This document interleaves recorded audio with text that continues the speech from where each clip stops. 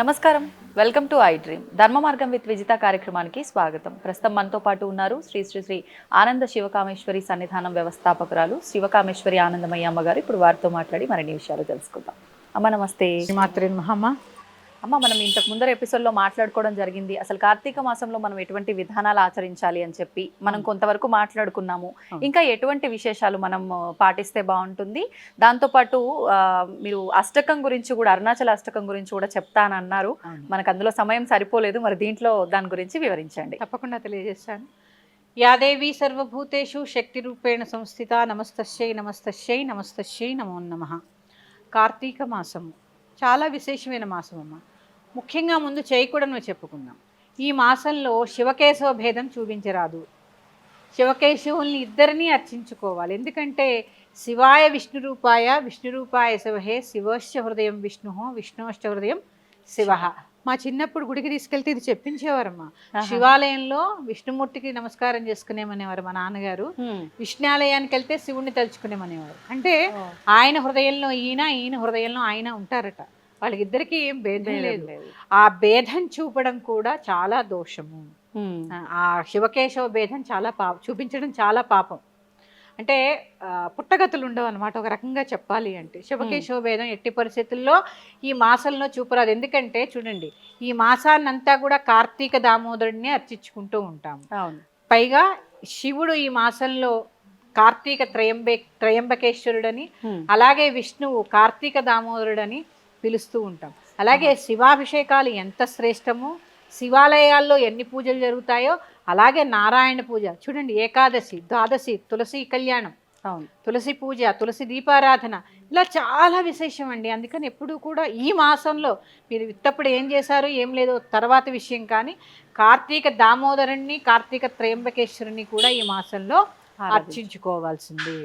ఇక దీపారాధన మొట్టమొదటిగా చేయవలసింది తులసి దగ్గర. తులసి దగ్గర చేసిన తర్వాతే మిగిలిన చోట్ల దీపారాధన చెయ్యాలి. పూజా మందిరంలో కూడా తులసి మొక్క ఉంటుంది కదా ఇంటి దగ్గర. ముందు స్నానం చేయగానే తులసి పూజ చేసుకున్నాకే దీపారాధన చేయాలి ఈ మాసంలో. ఎందుకంటే దీపాలు ప్రత్యేకం కదమ్మా ఈ మాసం అంతా కూడా. ఆ దీపాలు కూడా శ్రేష్టమైన ఉపయోగించండి. మహా అయితే 1 నెల డబ్బులు ఖర్చు పెడతారు అంతే.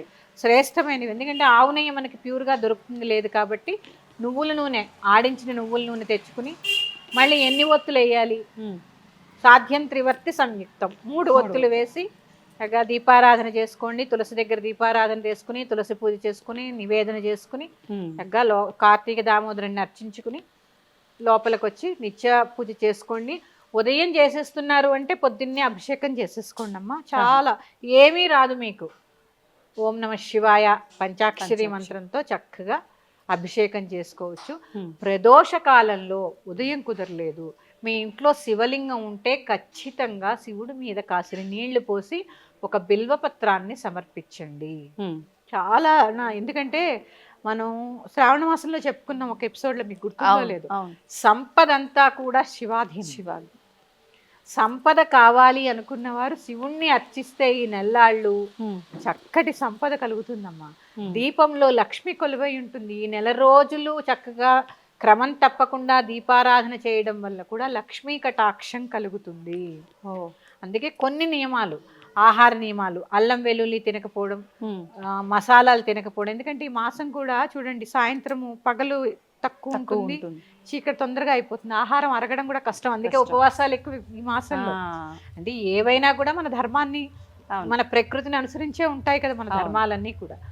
ఈ మాసంలో బ్రహ్మచర్యం పాటిస్తే కూడా చాలా మంచిది. అలాగే ఉపవాసాల దగ్గరకు వచ్చేసరికి చాలా మంది కార్తీక నక్తాలను చేస్తూ ఉంటారు. అవునమ్మా. నక్తాలంటే పొద్దున్నంతా ఉపవాసం ఉండి సాయంత్రం నక్షత్ర దర్శనం చేసుకుని రాత్రి భోంచేస్తూ ఉంటారు. ఇది ఒక నియమం, అది మీ ఇష్టం. అది మొదటి రోజు సంకల్పం ఏం చెప్పుకుంటే దాని ప్రకారంగా మీరు చేయొచ్చు. అలాగే ఆహార నియమాలు చెప్పాను చేయకూడని వాటిల్లో. అలాగే బ్రహ్మచర్యం పాటిస్తే చాలా మంచిదని కూడా నేను చెప్పాను. ఇక చివరిది, మగవారు కూడా దీపారాధన చేయాలి ఈ మాసంలో. కేవలం స్త్రీలకే కాదండి, మగవారికి కూడా దీపారాధన అవసరము. ఐశ్వర్యం ఒక ఆడవాళ్ళకే కాదు కదా. చాలా మంది శివాభిషేకం చేస్తే ఏం వస్తుందండి, పుణ్యమే వస్తుంది. కాదండి, పుణ్యంతో పాటు చక్కగా లక్ష్మీ కటాక్షం కూడా కలుగుతుంది శివుడికి బిల్వార్చన చేయడం ద్వారా. అలాగే చాలా మందికి అపోహ ఉంది, శివాలయాల్లో ప్రసాదం తీసుకోవచ్చా? ఈ మధ్య కొత్తగా వింటున్నాం, శివాలయాల దగ్గర ప్రసాదం తీసుకుంటే దెయ్యాలు భూతాలు పడతాయని. అదంతా శుద్ధ అబద్ధం. చక్కగా తీసుకోండి. కానీ ఈ చండీశ్వరుడికి కోపం వస్తుంది మనం శివాలయం నుంచి ప్రసాదం తీసుకొని వస్తే అని అంటూ ఉంటారు కదా. అందుకే ఒక కొబ్బరికాయ కొట్టామనుకోమ్మా, ఓ చెక్క చండీశ్వరుడికి పెట్టాలి, ఓ చెక్క మనం తెచ్చుకోవాలి. ఓకే, ఒక చెక్క అక్కడ పెట్టి మొత్తం తెచ్చుకోవద్దు. అవును, ఒక చెక్క అక్కడ పెట్టి ఒక చెక్క మనం తెచ్చుకోవాలి. అంతే తప్ప దెయ్యాలు భూతాలు ఏమీ పెట్టవు. తీర్థం ఇస్తే తీసుకోండి. అంటే ఉపవాసంలో ఉన్నప్పటికీ తీర్థ ప్రసాదాలు తీసుకోవచ్చు అంటారా టెంపుల్లో? ఉపవాసంలో ఉన్న తీర్థం తీసుకోవాలి. ఓకే, భగవంతుడి తీర్థ ప్రసాదాలు తిరస్కరించరాదు. భగవత్ కటాక్షం అక్కడే కదమ్మా మనకి దొరికేది. అవును అవును, ఆయన దగ్గర ఉంది, ఎంత ఎనర్జీ ఉంటుంది వాటికి, ఆ నీటికి కానీ ఆ ప్రసాదానికి కానీ. ఆయన భుజించిన కొబ్బరి చెక్క మనం తింటున్నామంటే ఇంకెంత ప్రసాదం. అందుకని చక్కగా ప్రసాదాలు తీసుకోండి. ఈ మాసంలో ఒక చిన్న పరిహారం కూడా చెప్తాను. చాలా మంది ఆర్థిక ఇబ్బందులతో ఇబ్బంది పడుతూ ఉంటారు. అలాంటి వారు ఈ 30 రోజులు ప్రదోష కాలంలో శివాభిషేకం చేసుకుని బిల్వ వృక్షం కింద కూర్చుని శ్రీ సూక్త పారాయణ చేయడం ద్వారా పరిపూర్ణమైనటువంటి లక్ష్మీ కటాక్షం లభిస్తుంది, సంపద కలుగుతుంది. చాలా రకాలైనటువంటి ఆర్థిక ఇబ్బందుల నుంచి విముక్తి కలుగుతుంది. మారేడు బిల్వ వృక్షం కింద గుళ్ళల్లో ఉంటుంది. ఇప్పుడు కూడా ఇంట్లో కూడా పెంచుకుంటున్నారు. ఒక వృక్షం ఉంటే చాలు, దాని కింద కూర్చొని దాని పక్కనైనా కూర్చుని చక్కగా శ్రీ సూక్త పారాయణ చేయడం చాలా శ్రేష్టం. ఇది ఆర్థిక ఇబ్బందులన్నింటినీ కూడా తొలగిస్తుంది. ఇప్పుడు ఈ పారాయణ చేస్తున్నప్పుడు ఒకవేళ ప్రత్యేకంగా నియమాలు ఏమైనా పాటించాలా? కార్తీక చాలా మంది పాటిస్తారు కార్తీక మాసం అంతా కూడా. ఒకవేళ అలా పాటించని వాళ్ళు ఈ పారాయణం మాత్రం చేసుకుంటాము అని అంటే ఆ ఫలితం ఉంటుందా? మరి నియమాలు పాటించాలా? చేసుకోవచ్చు. కాకపోతే ఆహార నియమాలేనమ్మా. సాత్వికమైన ఆహారం భుజించడం, కొన్ని కావాలంటే కొంచెం కష్టపడాలి కదా. అందుకని సాత్వికమైన ఆహారాన్ని భుజించడం. సాయంత్రం రాత్రి చదువుకోమన్నాను కాబట్టి ఒక దీపారాధన చేయడం ఆ బిల్వ వృక్షం దగ్గర, ఇది చాలా శ్రేష్టము. మీ అందరికీ కూడా చాలా సులువుగా చదువుకునేటటువంటి అరుణాచల అష్టకాన్ని నేను చదివి వినిపిస్తాను. చక్కగా చదువుకోండి, మీకు అందరికీ గూగుల్లో కూడా దొరుకుతుంది. ఇది దర్శనాదభ్ర సదసి జననాత్ కమలాలయే కాశ్యాంతు మరణాన్ముక్తి స్మరణాదరుణాచలే కరుణాపూరితాపాంగం శరణాగతవసలం తరుణేందుజటామౌళిం స్మరణాదరుణాచలం సమస్తజగదాధారం సచ్చిదానందవిగ్రహం సహస్రరథసోపేతం స్మరణాదరుణాచలం కాంచన ప్రతిమాభాసం వాంఛితార్థఫలప్రదం మాం చ రక్షసురాధ్యక్షం స్మరణాదరుణాచలం బద్ధచంద్రజటాజూటం అర్ధనారీకళేబరం వర్ధమానదయాంబోధిం స్మరణాదరుణాచలం కాంచన ప్రతిమాభాసం సూర్యకోటిసమప్రభం బద్ధవ్యాఘ్రపురీ ధ్యానం స్మరణాదరుణాచలం శిక్షయాఖిలదేవారి భక్షితక్ష్వేలకంధరం రక్షయాఖిల భక్తానాం స్మరణాదరుణాచలం అష్టభూతి సమాయుక్తం ఇష్టకామఫలప్రదం శిష్టభక్తి సమాయుక్తాన్ స్మరణాదరుణాచలం వినాయకసురాధ్యక్షం విష్ణుబ్రహ్మేంద్రసేవితం విమలారుణపాదాబ్జం స్మరణాదరుణాచలం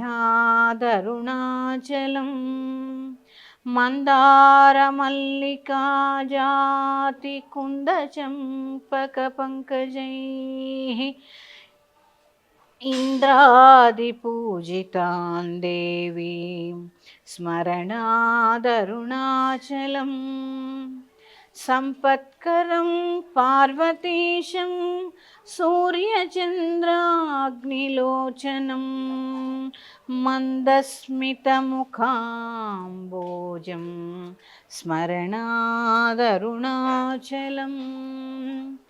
అరుణాచల శివ అరుణాచల శివ అరుణాచల శివ అరుణాచల అరుణాచల శివ అరుణాచల శివ అరుణాచల శివ అరుణాచల అరుణాచల శివ అరుణాచల శివ అరుణాచల శివ అరుణాచల అరుణాచల శివ అరుణాచల శివ అరుణాచల శివ అరుణాచల. ఓం నమః పార్వతీపతే హర హర మహాదేవ్. ఇది అరుణాచల సంస్కృతం. చాలా బాగుంటుంది, చాలా చిన్నదైనా కూడా చాలా మంచి ఫలితాన్ని మనకి ఇచ్చేటటువంటిది. అసలు ఈ మాసంలోనే అరుణాచల అనేది స్ఫురణకి రావడమే పూర్వజన్మ సుకృతం.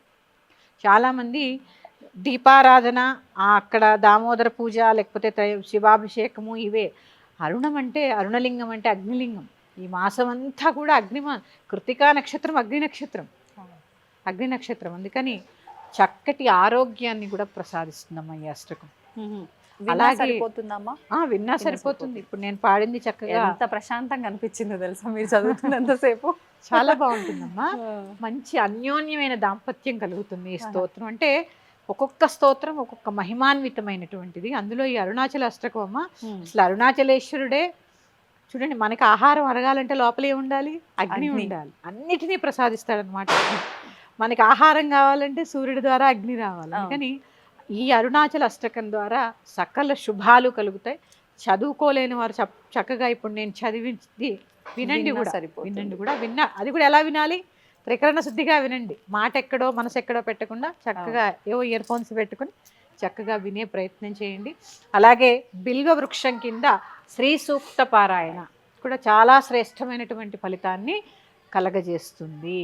అయితే ముఖ్యంగా కార్తీక మాసం అనగానే ఇదంతా కూడా ఆధ్యాత్మికానికి సంబంధించిన ఒక మాసంగా మనం విశేషంగా చెప్పుకుంటాం. మరి అసలు ఈ మాసం యొక్క ప్రత్యేకత ఏంటి, మాసం అంతా ఆచరించాల్సిన విధానాలు ఏంటో తెలియజేయండి. తప్పకుండా తెలియజేస్తాను. యా దేవీ సర్వభూతేషు కాంతి రూపేణ సంస్థిత నమస్తస్యై నమస్తస్యై నమస్తస్యై నమో నమః. ఐ డ్రీమ్ ఛానల్ వీక్షిస్తున్న ప్రేక్షకులందరికీ కూడా కార్తీక మాస శుభాకాంక్షలు. కార్తీక మాసము కార్తీకంలోనే ఉంది. కార్తీకము అంటే కృత్తికా నక్షత్రము చంద్రుడికి దగ్గరగా ఉన్నప్పుడు వచ్చేటటువంటి మాసాన్ని కార్తీక మాసము అంటారు.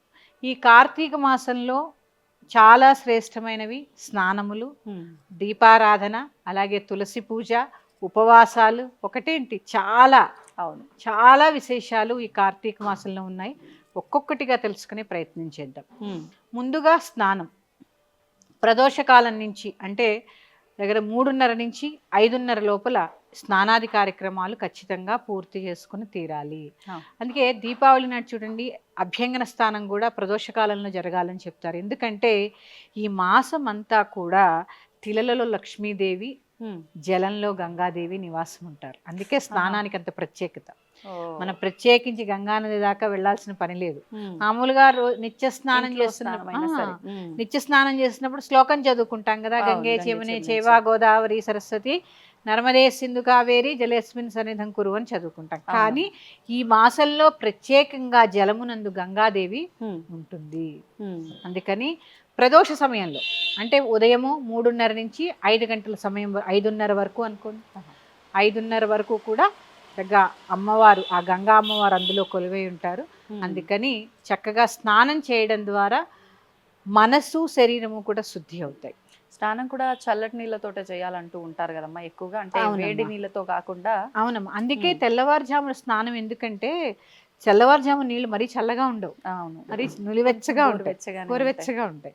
అందుకని ఎప్పుడూ చన్నీళ్ళ స్నానం ఎప్పుడూ శ్రేష్టం, ఏ కాలమైనా శ్రేష్టము. కానీ ఆరోగ్యరీత్యా కొంతమంది చేయలేని వాళ్ళు అలా ఏం లేదమ్మా. ఆరోగ్యం ఎందుకంటే ఇప్పుడు ఇలా చెప్పాను అనుకోండి, రేపటి నుంచి చన్నీళ్ళ స్నానం మొదలు పెడతారు. అవునవును. ముఖ్యంగా స్త్రీలకి ఈ మాసంలో చెప్పేటటువంటి సూచన, మొదటి రోజు అంటే బుధవారం నుంచి కార్తీక మాసం మొదలైంది కాబట్టి బుధవారం రోజు చక్కగా తల మీద నుంచి స్నానం చేసుకుని మళ్ళీ సోమవారం కానీ పౌర్ణమి ఇలాంటి తిథుల్లో మాత్రమే చేయండి తప్ప కంఠ స్నానం స్త్రీలకి చాలు. తలమించి చేయవలసిన పని లేదు. కార్తీక సోమవారం కూడా పసుపు రాసుకుని మీకు ఓపిక లేకపోతే స్నానం చేస్తే తల స్నానం చేసినంత ఫలితం స్త్రీలకు ప్రత్యేకంగా. కంఠ స్నానం చాలు స్త్రీలకు కూడా. నదీ స్నానానికి వెళ్ళినప్పుడు చక్కగా దానికి నియమాలు పాటించాలి కాబట్టి భార్యాభర్తలు కలిసి వెళ్ళడము, సంకల్పం చెప్పుకోవడము, అక్కడ కూడా పసుపు రాసుకునే నదిలో స్నానం చేయాలి. ఎందుకనమ్మా పసుపు ఎందుకు రాసుకోవాలి అసలు మొహానికి? పసుపు అంటే అమ్మా అసలు శుద్ధి కదా. పసుపు మామూలుగానే ఎలాగా యాంటీబయాటిక్. చూడండి, ఏదైనా కొంచెం ఇలా ఏదైనా మనకు తెలియని మైలా ఏదైనా జరిగిన పసుపు నీళ్ళు చల్లండి అంటారు. అంటే శుద్ధి. అక్కడ ఏంటి, ఆ ప్రాంతం అంతా పసుపు వల్ల శుద్ధి. అంటే పసుపు ఎలా ఉద్భవించింది అంటే నందీశ్వరుడి కొమ్ము నుంచి ఉద్భవించింది అని చెప్తూ ఉంటారు. పసుపు కొమ్ము నందీశ్వరుడు ఆ కొమ్ము అని అందుకే అంటారు దాన్ని. అందుకని అదంతా ఒక కథ ఉంది, తర్వాత చెప్పుకునే ప్రయత్నం చేద్దాం. పసుపు ప్యూరిటీ. స్త్రీలు కనుక అలాగే యాంటీబయాటిక్ కాళ్ళకి రాసుకోవడం, మనం దేహానికి రాసుకుని స్నానం చేయడం వల్ల రకరకాల వ్యాధులు అనేవి వ్యాపించకుండా ఉంటాయి. అది కూడా అందుకని పసుపు రాసుకోవడం వల్ల ముఖ్యంగా స్త్రీలు ఏంటమ్మా, చాలా ఇంట్లో ఎన్ని బాధ్యతలు ఉంటాయి, రోజు తలస్నానం చేసి తల తడుపుకుంటూ ఉంటే ఎలాగ జలుబులు జ్వరాలతో పడుకుంటారు. అంతే, ఇంకా పూజలు ఏం చేస్తారు. అందుకని కంఠ స్నానం చేసుకోండి. అలాగే ముఖ్యంగా దీపారాధన, స్నానము దీపారాధన కూడా ప్రదోషకాల సమయంలో పూర్తయిపోవాలి. 5:30 లోపు ఖచ్చితంగా పూజ కూడా. తులసి దీపారాధన, ఆ తర్వాత గుమ్మం దగ్గర దీపం పెట్టుకోవడం, ఇవన్నీ కూడా 5:30 లోపు పూర్తయిపోవాలి. లేదు 5:30 లోపు చేయలేకపోతే ఉదయం నిత్య దీపారాధన చేసుకుని సాయంత్రం ప్రదోషకాల సమయంలో దీపారాధన, శివాభిషేకం చేసుకోవడం కూడా చాలా ఉత్తమం. ముఖ్యంగా ఈ సమయంలో అరుణాచలేశ్వరుని తలుచుకోవడం చాలా మంచిది. మాసమంతా కూడా. ఎందుకు అంటే ఈ మాసమంతా కూడా మనం ఏమి వెలిగిస్తాము, దీపాలు వెలిగిస్తాం. దీపాలంటే ఏంటి, అగ్ని. అరుణాచలేశ్వరుడు ఎవరు, అగ్నిలింగం. పంచభూతాల్లో అగ్నిలింగం. అసలు అరుణాచలం అంటే ఏంటో తెలుసుకుందాం. అచలము అంటే కదలనిది, అరుణము అంటే కదిలేది, అంటే చైతన్యము. అంటే కదలనిదేమో శివుడు, కదిలేదు అమ్మవారు.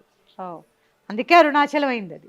అంటే శివశక్తులు ఇద్దరూ కలిసి ఉన్నదాన్ని అరుణాచలం అంటారు. అంటే ఇక్కడ చూడండి అమ్మా, ఒక జ్యోతి వెలిగించామనుకోండి, ఒక దీపం, నేను ఎప్పుడూ చెప్తాను, ఆ దీపం ఒక్కచోటే ఉంటుంది కానీ దాని యొక్క వెలుతురు చైతన్యం అలా వ్యాపించి ఉంటుందో, శివుడు ధ్యానముద్రలో ఒక్కచోటే ఉంటాడు, ఆయనలోని శక్తి చైతన్య స్వరూపిణిగా మొత్తం సృష్టి అంతా మూల మూలలకి వ్యాపించి ఉంటుంది. అదే అరుణాచలం. అరుణాచలం అంటే అక్కడ లేదు, ఇక్కడ కూడా ఉంది. ప్రత్యేకంగా ఈ అరుణాచలేశ్వర అష్టకం ఉంటుందమ్మా. ఈ మాసం చదువుకోవడం చాలా చాలా శ్రేష్టం, చాలా బాగుంటుంది, చాలా చిన్నది కూడా. అలాగే దీపదానం, ప్రత్యేకించి దీపదానము, ఉసిరి దీపాలు, అలాగే కొన్ని నియమాలు, ఆహార నియమాలు, అల్లం వెల్లుల్లిపై తినకపోవడము, మాంసాహారం భుజించకపోవడము, మద్యపానం మానేయడము, అట్లా కొన్ని నియమాలు ఖచ్చితంగా పాటించాలి. అలాగే ఆదివారం ఎట్టి పరిస్థితుల్లో కొబ్బరికాయ, ఉసిరికాయ కార్తీక మాసంలో తినరాదు. కొబ్బరికాయ, ఉసిరికాయ అంతే, రెండు ఆదివారం రోజు తినకూడదు. ఎందుకనమ్మా? కార్తీక మాసంలో అంటే కొన్ని నియమాలు ఉంటాయి కదమ్మా, మాసానికి చాలా విశేషమైన మాసం ఇది, ఆహార నియమాలు ఉంటాయి కాబట్టి ఆదివారం రోజు దాన్ని ఏమంటారు, ఉసిరిక అలాగే కొబ్బరి, ఈ రెండు. ఎందుకు తినకూడదు ఈ ఉసిరిక? చాలా మంది తినకూడదని చెప్తారు కానీ ఎందుకు తినకూడదో చెప్పరు. ఆదివారం రోజు అధిపతి సూర్యుడు. అవును.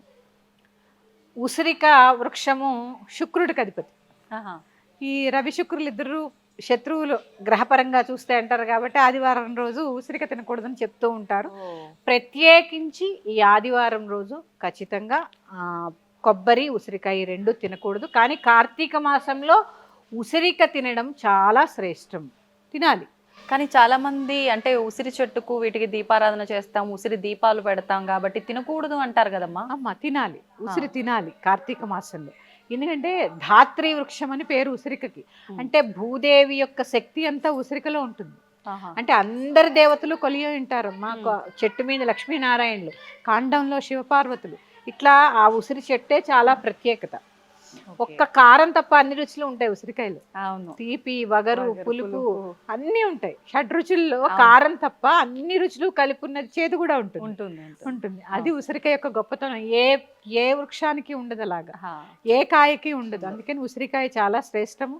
అలాగే ఉసిరి దీపాలు పెట్టుకోవడం కూడా చాలా ఉత్తమం. సంతానం లేనివారు, వివాహానికి సంబంధించిన ఇబ్బందులు ఉన్నవారు ఎక్కువగా ఈ పూజలు ఆరాధనలు చెయ్యాలి అని అంటూ ఉంటారు. కానీ ఇది ప్రతి ఒక్కరికి అవసరమైన ఒక విధానమే. ఈ నాగుల చవితి రోజు పుట్టలో పాలు పోయడం కానివ్వండి. ఇప్పుడంటే మనకు పుట్టలు ఎక్కువగా కనిపించట్లేదు కాబట్టి జంట నాగ ప్రతిమలకి మనం ఏం చేసినా కూడా ఆ పాల అభిషేకమైనా ఏం చేసినా అక్కడే ఆచరిస్తున్నాము. కానీ పుట్ట ఉన్న దగ్గర మాత్రం ప్రత్యేకించి వెళ్ళి నానా రకాల విధ్వంసాలు అయితే సృష్టించి వస్తున్నారు అక్కడ. అసలు ఈ విధానం అంతా ముందర నుంచి ఇలానే ఉందా, లేదంటే ఇప్పుడు ఈ ధోరణి ఇలా మారిపోయిందా? అసలు ఏ రకంగా చేయాలంటారు ఆ రోజున? తప్పకుండా తెలియజేస్తాను. యాదేవి సర్వభూతేషు సర్వరూపేణ సంస్థిత నమస్తస్యై నమస్తస్యై నమస్తస్యై నమో నమః.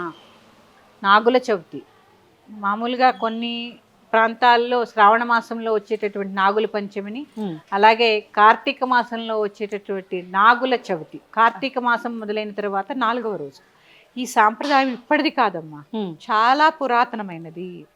ఈ నాగుల చవితి ప్రత్యేకంగా అందరూ చేసుకోవచ్చు. చిన్న పెద్ద, పిల్లలు, మగవాళ్ళు, అంటే లింగభేదం లేదు, దీనికి వయోభేదం లేదు. అందరూ పాటించవలసిన రోజు ఏదైనా ఉందంటే అది నాగుల చవితి. ఇక ఈ పుట్టలో చాలా మంది నన్ను అడుగుతూ ఉంటారు, పుట్టలో పాలు పోస్తే తాగుతాయండి అని. భక్తిగా పోసి చూడు, భక్తిగా పోస్తే నిజంగా తాగుతాయమ్మా. పోసి చూస్తే కదా. అలా అని ఇక్కడ మీరు అన్నారు కదా విధ్వంసం సృష్టిస్తున్నారు, నిజంగా పుట్టల దగ్గర విధ్వంసమే సృష్టిస్తున్నారు. తోసేసుకుంటారు, ఒక భక్తి పాడు ఉండదు. నేను ముందంటే నేను ముందు, నేను ముందు, ఇదే సరిపోతుంది. అక్కడ కూడా దీపారాధన చేయాలి, సంకల్పం చెప్పుకోవాలి, షోడశోపచార పూజ చేయాలి. అప్పుడు ఇన్ని పాలు మాత్రమే సమర్పించాలి. ప్యాకెట్ చింపేసి మొత్తం పోసేస్తారు. చాలా తప్పండి, చాలా తప్పు. ఎందుకంటే అక్కడ లోపల నిజంగానే సర్పం ఉందండి. పుట్టలు ఎక్కడో అరుదుగా ఉన్నాయి. మీరు ఇలా పోసేస్తే లోపలంతా బురదైపోతే ఎలా తిరుగుతుందండి సర్పం? ఒకసారి ఆలోచించండి. శాస్త్రానికి కొద్దిగా అందులో పోసి, బయట జంట నాగులు ఉంటాయి కదమ్మా, వాటికి పోయండి. చక్కగా క్యూ పద్ధతి పాటించి ఒకటి తర్వాత ఒకళ్ళు, ఎందుకంటే అందరూ పూజ చేసుకోవాలి కదా. ఖచ్చితంగా పుట్టలో పాలు పోసేయడం కాదండి, అందరూ సంకల్పం చెప్పాలి, మీ గోత్రం చెప్పుకోవాలి, మీ యొక్క వంశం పేరు చెప్పుకోవాలి, ఇవన్నీ చెప్పుకుని వారికి తెలియాలి కదా మరి. అందుకని చక్కగా తెలియచేసి దీపారాధన చేసుకుని, ఆవు నేతితో దీపారాధన చేసి, పుట్టలో చక్కగా కొద్దిగా పాలు పోసి, ఆ ప్రాంతాన్ని శుభ్రం చేసి, ముగ్గు పెట్టి, నువ్వులు బెల్లం కలిపినటువంటి చిమ్మిలి పదార్థాన్ని నివేదన చేసి, చలిమిడి కూడా చేస్తారు చాలా ప్రాంతాలు. ఈ రెండు నివేదన చేసి పుట్టమన్నుని చౌకి ధరిస్తారు. ఇక్కడ నాభి దగ్గర, ఇక్కడ పుట్టమన్ను అంత శ్రేష్టం. పుట్టమన్ను ధరిస్తే సర్పదోషాలంటే ఎక్కువగా ఎలా కనిపిస్తాయి? చర్మ వ్యాధుల్లో, సంతానోత్పత్తికి ఇవే కదా. అందుకని ఆ పుట్టమన్ను సర్పాలు తిరిగేటటువంటి ప్రాంతం కాబట్టి ఆ మన్నుని చెవుకి ధరిస్తే చెవుపోటి కూడా రాదని చెప్తూ ఉంటారు. Okay okay. సుబ్రహ్మణ్యేశ్వరికి మొక్కుంటే చెవుపోటు వస్తుంటా మా అమ్మమ్మలు చెప్పేవారు. అందుకని పుట్టమన్ను చెవుకి ధరించి, గర్భం దగ్గర కూడా ఆడపిల్లలకైతే ఇక్కడ బొట్టు పెడతారు నావి దగ్గర. సర్పదోషాలు తొలగిపోవాలి, మంచి సంతానం కలగాలని చెప్పి కలుగుతూ ఉంటాయి. ఇది నేను అనుభవపూర్వకంగా చెప్తున్నానమ్మా. పోయిన నాగుల చవితికి మా ఇంట్లో ఒకళ్ళకి నేను ఆ బొట్టు పెట్టడం జరిగింది. అమ్మాయి ఇప్పుడు గర్భవతి. సంతోషం. అంటే అందరూ జరుగుతాయా అని కాదు, భక్తి శ్రద్ధలతో చేయడం చాలా అవసరం. విశ్వాసం కూడా ఉండాలి. అలాగే ఇది ఉంటుందమ్మా, నవనాగ స్తోత్రం అని ఉంటుంది. 9 రకాల నాగులకి సంబంధించినటువంటి చిన్న శ్లోకం, చాలా చిన్నది. అక్కడ 11 సార్లు కానీ 9 సార్లు కానీ అక్కడ పారాయణ చేయడము. ఓకే. అంటే మనం అనుకుంటాము భూమిలో సంచరించేటటువంటి నాగులే అని, కానీ వీటికి రాజు ఉంటారు కదా. అవును అవును. ఆ నాగులకి రాజు ఉంటారు, పాతాళ లోకంలో ఉంటారు, వాసుకి, అనంతం. ప్రత్యేకంగా కలియుగానికి కర్కోటకస్య నాగస్య, కర్కోటకుడు. ఓకే. ఆ కర్కోటకుని స్మరించినంత మాత్రం చేతే కలి బాధలన్నీ పోతాయి తెలుసా అమ్మా. అందుకే నలదమయంతుల కథ చదవమంటారు. కలియుగం అంతా కూడా చదవాల్సిన కథల్లో నలదమయంతుల కథ ఒకటి, అందులో ఈ కర్కోటకుడి యొక్క ప్రస్తావన వస్తూ ఉంటుంది. అది కూడా చెప్పుకుందాం ఒకసారి. ఇలాంటి ఈ సర్పాలన్నిటి యొక్క పేర్లు రాజులు అన్నమాట, నవనాగులు అన్నమాట. ఆ నవనాగుల్ని స్మరించడము, అలాగే చక్కగా కడిగి పాలు పోసి మళ్ళీ కడిగి పసుపు కుంకుమ రాసి గంధం బొట్టు పువ్వులు పెట్టి నువ్వుల నూనెతో దీపారాధన చేసి ఆ తెచ్చిన పాలలో ఇన్ని మిగిల్చి నివేదన చేసి ఆ పాలు ఇంటిల్లిపాది తీసుకోవాలి. ఖచ్చితంగా సర్పదోష నివారణ జరిగి తీరుతుంది. త్రికరణ శుద్ధిగా ఒక్కసారి నేను చెప్పినట్టు బడబడా ప్యాకెట్ చింపేసి పాలు పోసేయడం అలా అసలు చేయకండి. ఇన్ని పాలు రాగి పాత్రలో పోయరాదమ్మా, రాగి పాత్రలో మజ్జిగ కానీ పాలు కానీ పోస్తే కళ్ళుతో సమానం. ఎందుకంటే అది లోహం కదా, పాలు దానికి కెమికల్ రియాక్షన్ ఉంటుంది కదా, అందుకని పోయకుండా చక్కగా ఏదైనా చిన్న స్టీల్ కాకుండా గాజు పాత్రలోనో లేదా ఇత్తడి పాత్ర కూడా వాడచ్చు.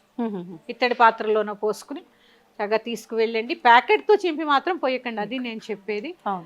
ఏదీ లేదు మాకు స్టీలే ఉంది పట్టుకెళ్ళండి. అవును, కానీ రాగి వాటిల్లో పాలు పోసి మాత్రం పోయరాదు. ఓకే, ఏదైనా కూడా అక్కడ శాంతంగా ఒక్కొక్కరికి 5 నిమిషాలు పడుతుందమ్మా. అవును, చాలా ఎక్కువసేపు కూడా కూర్చుంటారమ్మా అదే పనిగా. ఏం లేదు, షోడశోపచార పూజ ఎలా చేయాలి నేను చెప్తాను. ఓం నాగరాజాయ నమః ధ్యాయామి, ఓం నాగరాజాయ నమః ధ్యానం సమర్పయామి, ఓం నాగరాజాయ నమః ఆవాహయామి, ఓం నాగరాజాయ నమః పాద్యం సమర్పయామి, ఓం నాగరాజాయ నమః అర్ఘ్యం సమర్పయామి. ఇట్లా ఈ నామంతో 16 ఉపచారాలు చేసుకోండి చక్కగా. 9 సార్లు కానీ 11 సార్లు కానీ నవనాగ స్తోత్రాన్ని పఠించండి. బెల్లము నువ్వులు కలిపినటువంటి ప్రసాదాన్ని నివేదన చేసి కొద్దిగా పుట్ట దగ్గర సమర్పించి, పుట్టలో వేసేయకండి, పుట్ట దగ్గర సమర్పించి పుట్టమన్ను కాస్త ఇంటికి తెచ్చుకోండి. ఇప్పుడు ఈ పుట్ట దగ్గర పెట్టిన ప్రసాదాలు కొబ్బరికాయ అవి మళ్ళీ మనం ఇంటికి తెచ్చుకోవాలి కదా. Okay okay. చాలా మంది సర్పాలు కల్లో కనిపిస్తే చాలా తప్పంటారమ్మా, అది చాలా శుభం, చాలా శుభం. ఏ విధంగా అమ్మ శుభం అంటే? విష సర్పాలు కదా అన్నట్టుగా చాలా మంది నెగిటివ్ గానే ఆలోచిస్తారు. అమ్మా సర్పాలు విషం కాదమ్మా, పాతాళ లోకంలో మన భూమిని మోస్తున్నాడు నాగరాజు, ఆయన మోస్తున్న బట్టే మనం ఇక్కడ ఉన్నాం. అందుకని విషయం కాదమ్మా. మనకి సంతానం కావాలన్నా, చక్కటి ఆరోగ్యం కావాలన్నా, అలాగే భూమి కొనుక్కోవాలన్నా ఇవన్నీ వారి యొక్క దయ ఉండాలి, సర్పరాజు యొక్క దయ ఉండాలి. అందుకని ఆ నాగుల యొక్క దయ ఉండాలి. కాస్త పుట్టమన్ను తెచ్చి చంటి పిల్లల దగ్గర నుంచి చెవుకి ఇట్లా ఇక్కడ ఈ ప్రాంతంలో చక్కగా పుట్టమన్ను పెట్టండి. పెళ్ళైన స్త్రీలు, ఆడపిల్లలు పెళ్లి కావాల్సిన వాళ్ళకి కూడా నాభి దగ్గర చిన్న అటు బొట్టు కింద కూడా ధరించండి, చాలా మంచిది. లేదు మాకు పుట్ట అవకాశం లేదు, ఇంటి దగ్గరే పిండితోటి ఒక నాగపడగని ఏర్పాటు చేసుకుని సర్పాన్ని ఏర్పాటు చేసుకుని అక్కడే కూడా పాలు పోసుకోవచ్చు. తర్వాత ఇంకా బాగా వచ్చు మాకు శ్లోకాలు, మేము ఇంకా చదవగలము అన్న వాళ్ళు సర్పసూక్తం చదువుతూ కనుక అభిషేకం చేస్తే చాలా విశేషమైన ఫలితం ఉంటుంది. ఒకవేళ అంటే ఇంట్లో చిన్నగా సుబ్రహ్మణ్య స్వామికి సంబంధించిన ఏదైనా విగ్రహం ఉంటే అక్కడైనా చేసుకోవచ్చు, అందరికీ ఇప్పుడు పుట్టలు అవైలబుల్ గా ఉండవు, అందరూ గుళ్ళకి వెళ్ళలేరు, ఇంట్లో కూడా చేసుకోవచ్చు. కానీ చేసుకోవడం మాత్రం మానద్దు. దీనికి ఆనవాయితీ ఏం లేదమ్మా, అందరూ చేసుకోండి, అందరూ చేసుకోండి, చాలా మంచిది.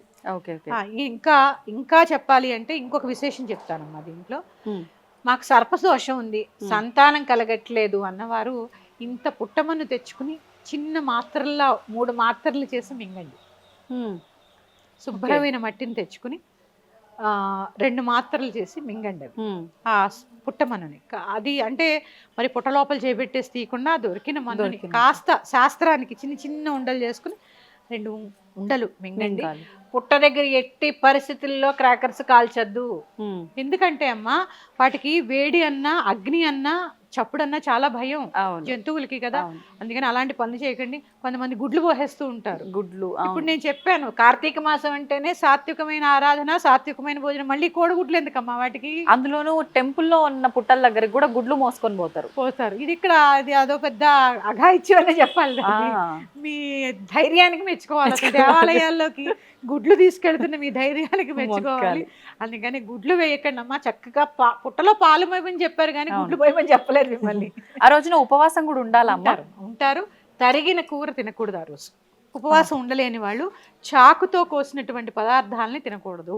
కోయకుండా చేసే ఏముంటాయమ్మా అసలు? గిల్లి టమాటా పప్పు చేసుకోండి, చక్కగా పూరి చేసుకోండి, పాయసం చేసుకోండి, ఇవి కూడా తినొచ్చు కదా ఉపవాసం ఉండి.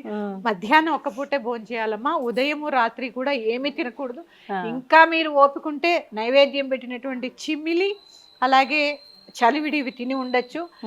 పిల్లలు కావాలనుకున్న వాళ్ళు, సర్పదోషం ఉన్నవాళ్ళు, సంతానాభివృద్ధి కోరేవారు కూడా, పిల్లలున్న ప్రతి ఒక్క తల్లిదండ్రులు, మళ్ళీ దీనికి కూడా కేవలం ఆడవాళ్లే కాదు, మగవాళ్ళు ఆడవాళ్ళు ఇద్దరు కలిసి దంపతి సమేతంగా పిల్లలతో పాటు వెళ్ళి చక్కగా పుట్టలో పాలు పోసి నమస్కారం చేసుకోండి. ప్రతి ఒక్కరూ ఈ షోడశ ఉపచార పూజ ఖచ్చితంగా చేసి తీరాలి. హడావిడిగా పోసుకోకండి. మీకు అక్కడ సమయం లేదు, ఇంట్లో పోసుకోండి చక్కగా. అందుకని చక్కగా త్రికరణ శుద్ధిగా, భక్తిగా, శుచైన వస్త్రాలు ధరించి ఈ పనులు చేయండి. తప్పక ఆ సుబ్రహ్మణ్యేశ్వరుడి యొక్క దయ మీకు లభిస్తుంది. అమ్మ, కార్తీక మాస స్నానం గురించి, దాని విశిష్టత గురించి ఒకసారి చెప్పండి.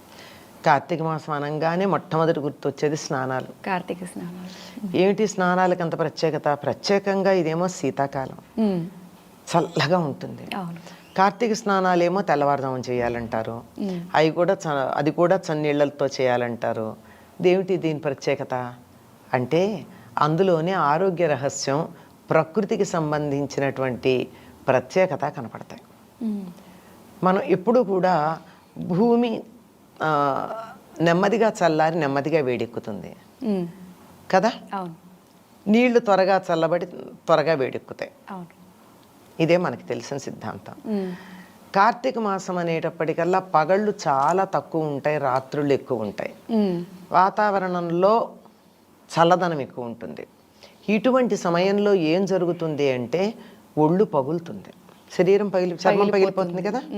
చర్మం పగిలింది పైకి కనపడుతోంది, కానీ లోపల ఉన్నటువంటి రక్తనాళాలు కూడా అలా బిరుసెక్కుతాయన్నది మనకు కనపడదు, కానీ జరిగే వాస్తవం అది.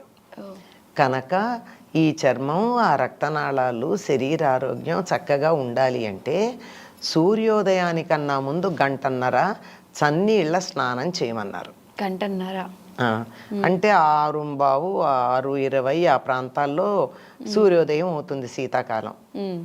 6:40 దాకా, 6:30 దాకా కూడా ఏ సమయం ఉంది. అందుకని దానికల్లా గంటన్నర అంటే 4:30, 5 మధ్యలో అప్పుడు చెయ్యాలి. ఆ స్నానం ఎట్లా చెయ్యాలి అని చెప్పారంటే ప్రవహిస్తున్న నీళ్లల్లో, అంటే నది నీళ్లల్లో. లేదు మా ఊళ్ళో నది లేదండి, చెరువు ఉంది, చెరువు నీళ్లల్లో. చెరువు కూడా లేదండి మాకు, బావి నీళ్లతో స్నానం చేయమన్నారు.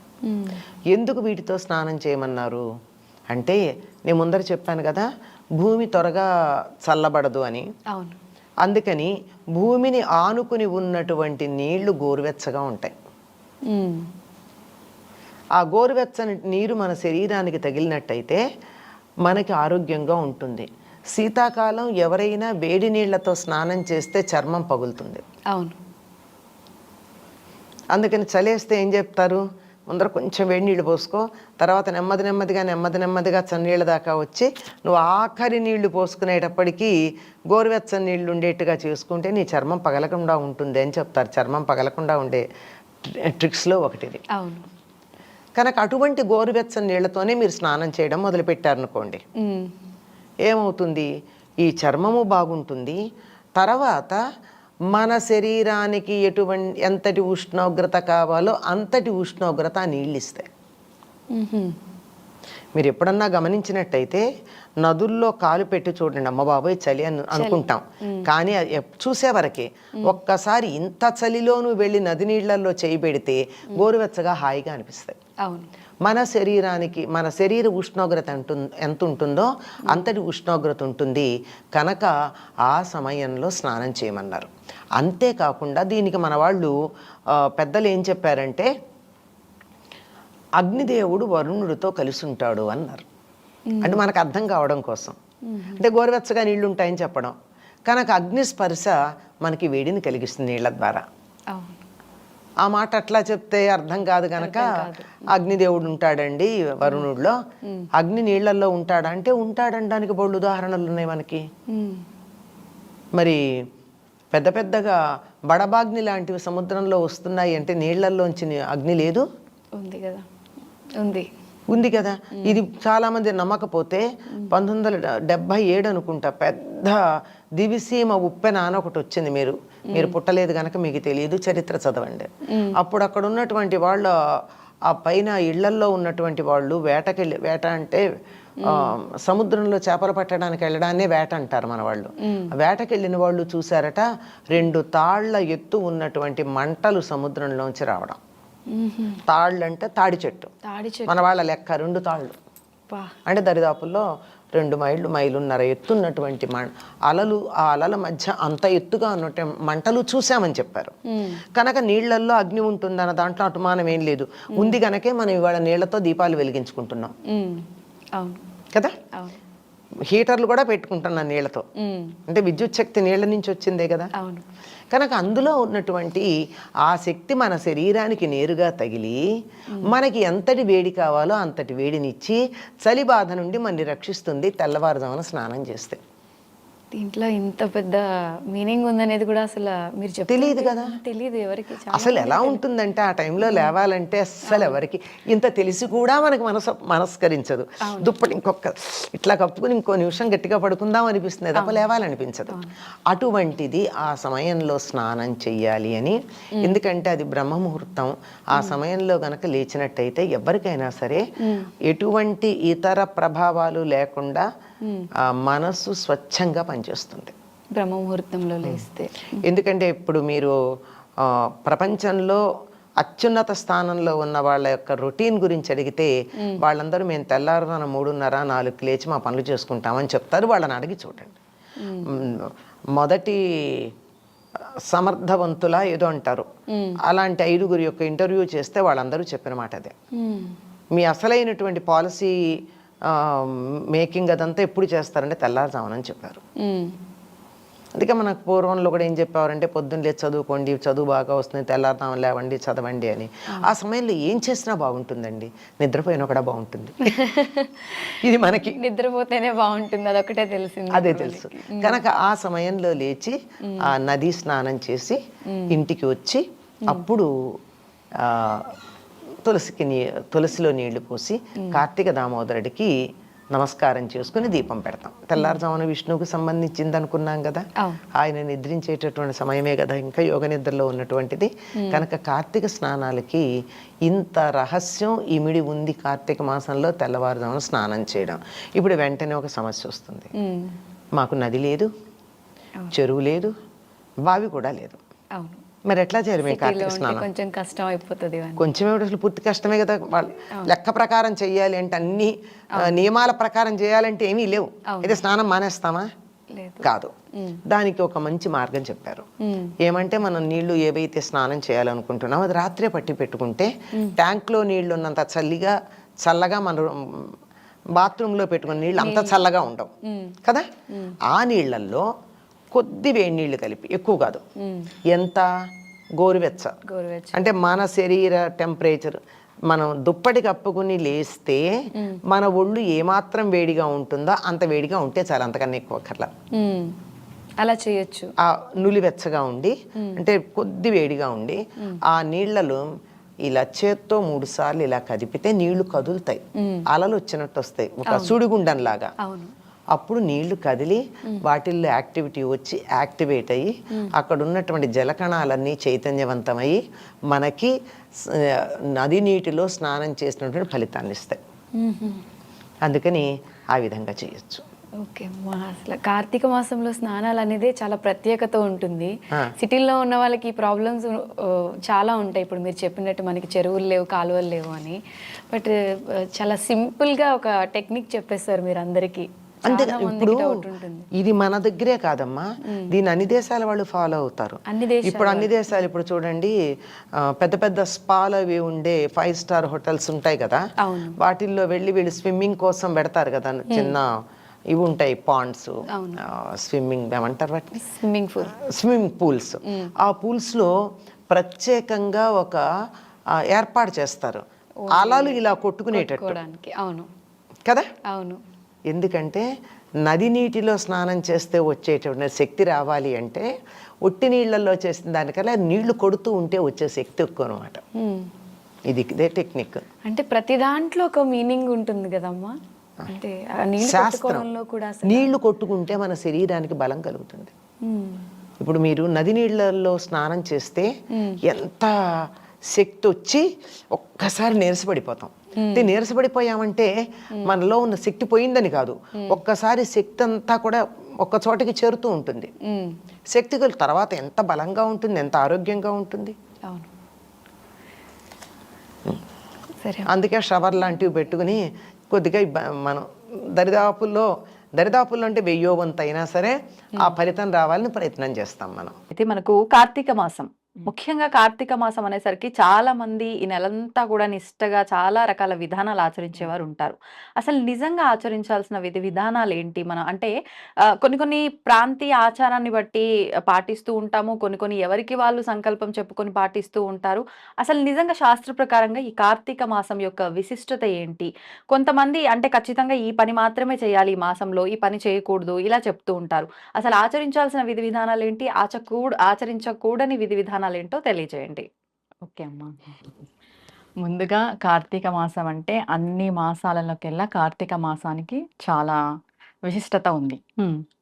శివకేశవుల మాసంగా మనం పరిగణిస్తాం. అవును. అంటే ఉదయం సమయం అంతా విష్ణువుకి, సాయంత్రం అంతా శివుడికి. ఓహో, అంటే డేలో రెండు రెండు రకాలుగా విధాలుగా పూజలు ఉంటాయి. రెండు విధాలుగా పూజలు ఖచ్చితంగా చేసుకోవాలి. కార్తీక మాసాన్ని ఆచరించే ప్రతి ఒక్కరు కూడా ఉదయం బ్రహ్మముహూర్తంలో లేచి విష్ణు ఆరాధన చేస్తారు. సాయంత్రం ప్రదోష టైంలో శివ ఆరాధన చేస్తారు. కార్తీక మాసానికి మొత్తం అధిపతి దేవత రాధాదేవి. రాధాదేవికి సంబంధించిన మాసం. రాధాదేవి అంటే సాక్షాత్తు అంబిక యొక్క అంశ, అమ్మవారి యొక్క అంశ. ముందుగా మనం కార్తీక మాసంలో చేయకూడనివి తెలుసుకుందాం. ఓకే. చేయకూడనివి ఏంటి అంటే అబద్ధాలు చెప్పకూడదు. ముందుగా మాంసాహారం తినకూడదు. ఓకే. ఎవరిని హింసించకూడదు, దూషించకూడదు. దైవారాధనలోనే గడపాలి.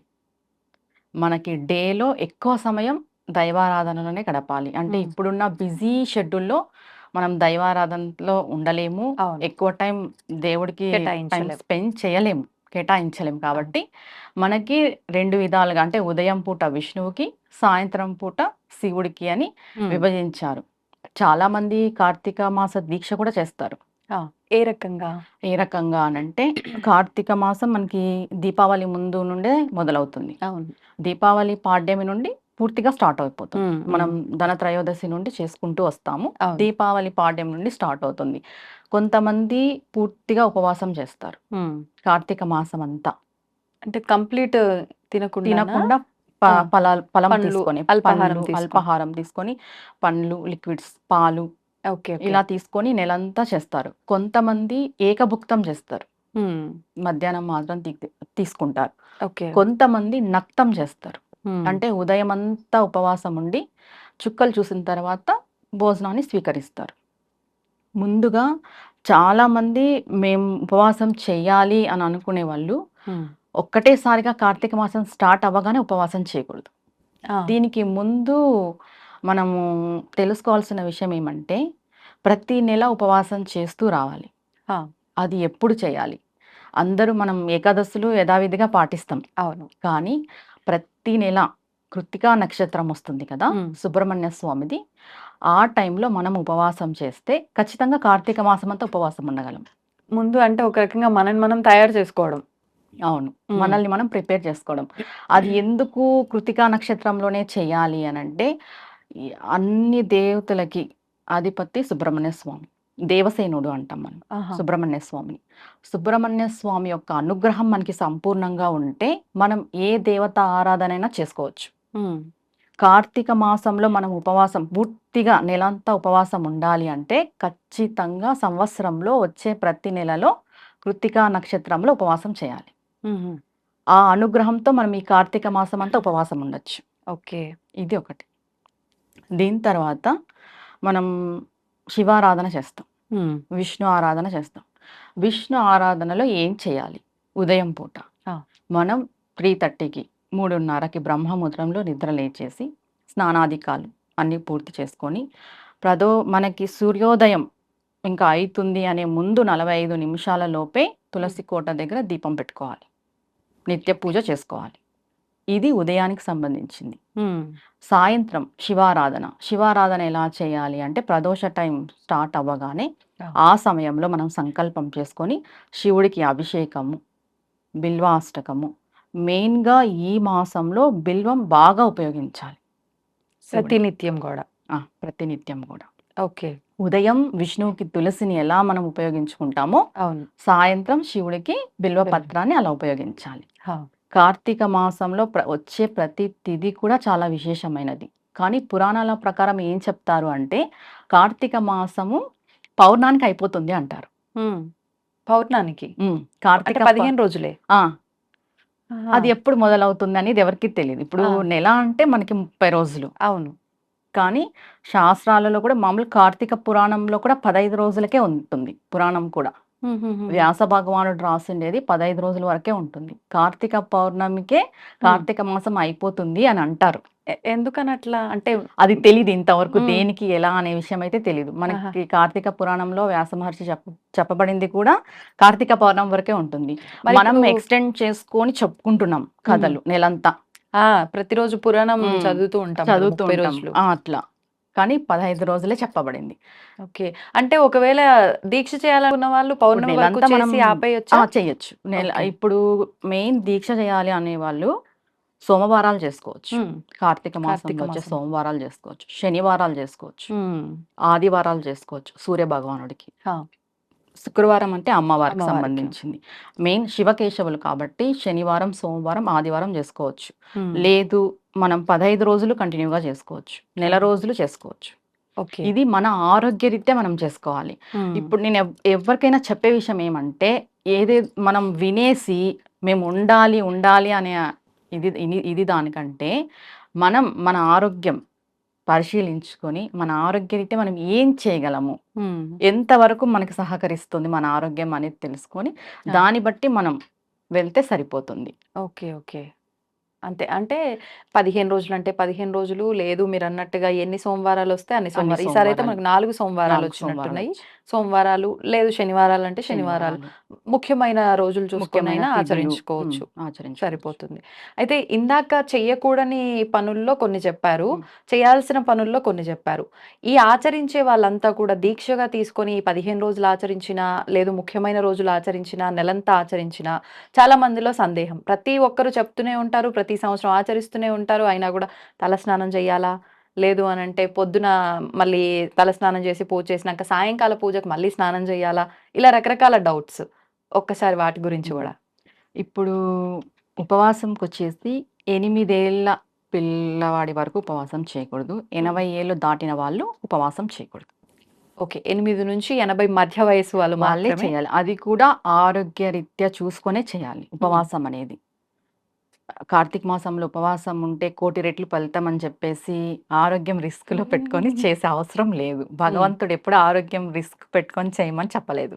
నిజంగా 1,000,000 రెట్ల పుణ్యమా ఉపవాసం? మెయిన్గా మనకి ఏం చెప్తారు అంటే ఈ కార్తీక మాసంలో మనం చేసే ఏ పని అయినా కూడా మనకి 1,000,000 రెట్లు వస్తుంది. మనం మంచి చేస్తే మంచి 1,000,000 రెట్లు వస్తుంది, చెడు చేస్తే చెడు 1,000,000 రెట్లు వస్తుంది. ఎక్కువ ఫలితం ఉంటుంది ఈ మాసానికి. ఓకే. అలా అది ఇంకా చేయకూడని పనులు అంటే చెప్పేసాం ఆల్రెడీ. అవును. అంటే ఈ తలస్నానాలు స్నానాలు ఆచరించే ఖచ్చితంగా ఇలానే చేయాలని లేదు. ఎక్కడ శాస్త్రంలో ఇలానే చేయాలి. ఇప్పుడు నదీ స్నానాలు అది కూడా దీక్షనే. మేము నెలంతా నదీ స్నానాలు చేస్తాము అని దీక్ష తీసుకొని సంకల్పం చేసుకునే వాళ్ళు నెలంతా చేసుకుంటారు. అది కూడా ఆరోగ్య రీత్యనే. మీ ఆరోగ్యం బాగలేకపోతే మెయిన్ ఆడవాళ్ళకి ఎక్కడ కూడా ప్రతిరోజు తలస్నానం చేయాలని చెప్పలేదు. మనం పసుపు పట్టించుకొని స్నానం చేస్తే అక్కడికి దోషం పోతుంది. మెయిన్గా అది. ఇంకా చేసేవాళ్ళు నదీ స్నానాలు చేస్తారు కాబట్టి చాలా మంచిది. ఈ నెలలో ఒక్కరోజైనా నదీ స్నానం చేయాలి. ఆడవాళ్ళు కూడా ఒక్కరోజు చేసినా చాలు. ఓకే. డైలీ చేసే అవకాశం ఉంటే చేసుకోవచ్చు. అది కూడా ఆరోగ్య రీత్యనే తలస్నానం కానీ, ఉపవాసం కానీ, ఏకభుక్తం కానీ, భూశయనం కానీ ఆరోగ్య రీత్యనే చేస్తే చాలా మంచిది. కొంతమంది బ్రహ్మచర్యం కూడా పాటిస్తారు ఈ నెలలో, అది ఇంకా మంచిది. అలా ఎక్కువగా ఆధ్యాత్మిక భావనలో ఉంటారు కాబట్టి బెటర్. ఇప్పుడు ఈ కార్తీక మాస దీక్షలు, ఉపవాసాలు, ఆరాధనలు అన్ని ఎక్కువగా చూస్తే గనుక ఆడవాళ్ళే ఆచరిస్తారు. నిజంగా ఇవన్నీ ఆడవాళ్ళే ఆచరించాలని రూల్ ఏమైనా ఉందా? మగవాళ్ళు కూడా ఆచరించవచ్చా? పూర్వం అందరూ మగవాళ్ళే ఆచరించేవాళ్ళు. నదీ స్నానాలు, నదులకెళ్ళి స్నానం చేసేది మగవాళ్ళే. ఇప్పుడు కాలం మారే కొద్దీ ఆడవాళ్ళు కూడా ఆచరిస్తున్నారు. దీపం పెట్టుకోవడం అనే సాంప్రదాయం ఇద్దరికీ వర్తిస్తుంది. మగవారు పెట్టొచ్చు, ఆడవాళ్ళు పెట్టొచ్చు. మామూలుగా ఇంటి యజమానే దీపం పెట్టాలని కూడా మనం వింటుంటాము. అవును. అవైలబిలిటీ లేనప్పుడు మనకి ఆడవాళ్ళు పెట్టుకుంటుంటాం. ఇద్దరు చేసుకుంటే చాలా మంచిది. చాలా మంది భార్యాభర్తలు ఈ కార్తీక మాస దీక్ష ఇద్దరు స్వీకరిస్తారు. అది ఇంకా మంచి ఫలితాన్ని ఇస్తుంది. ఇద్దరు చేసిన దానికన్నా దంపతులు దంపతులు ఇద్దరు ఇంట్లో ఇట్లా ఏకభుక్తం గాని, భూశయనము, బ్రహ్మచర్యం పాటించడము చాలా చాలా ఫలితాన్ని ఇస్తుంది. ఇప్పుడు ప్రతిరోజు కూడా కార్తీక పురాణం వింటూ ఉంటాం. వినటం వల్ల వచ్చే ఫలితం ఏంటండి? ఈ కార్తీక మాసంలో మనం మంచి చూసినా మంచి ఫలితం వస్తుంది. మంచి విన్నా మంచి ఫలితం వస్తుంది. మంచి చేసినా మంచి ఫలితమే వస్తుంది.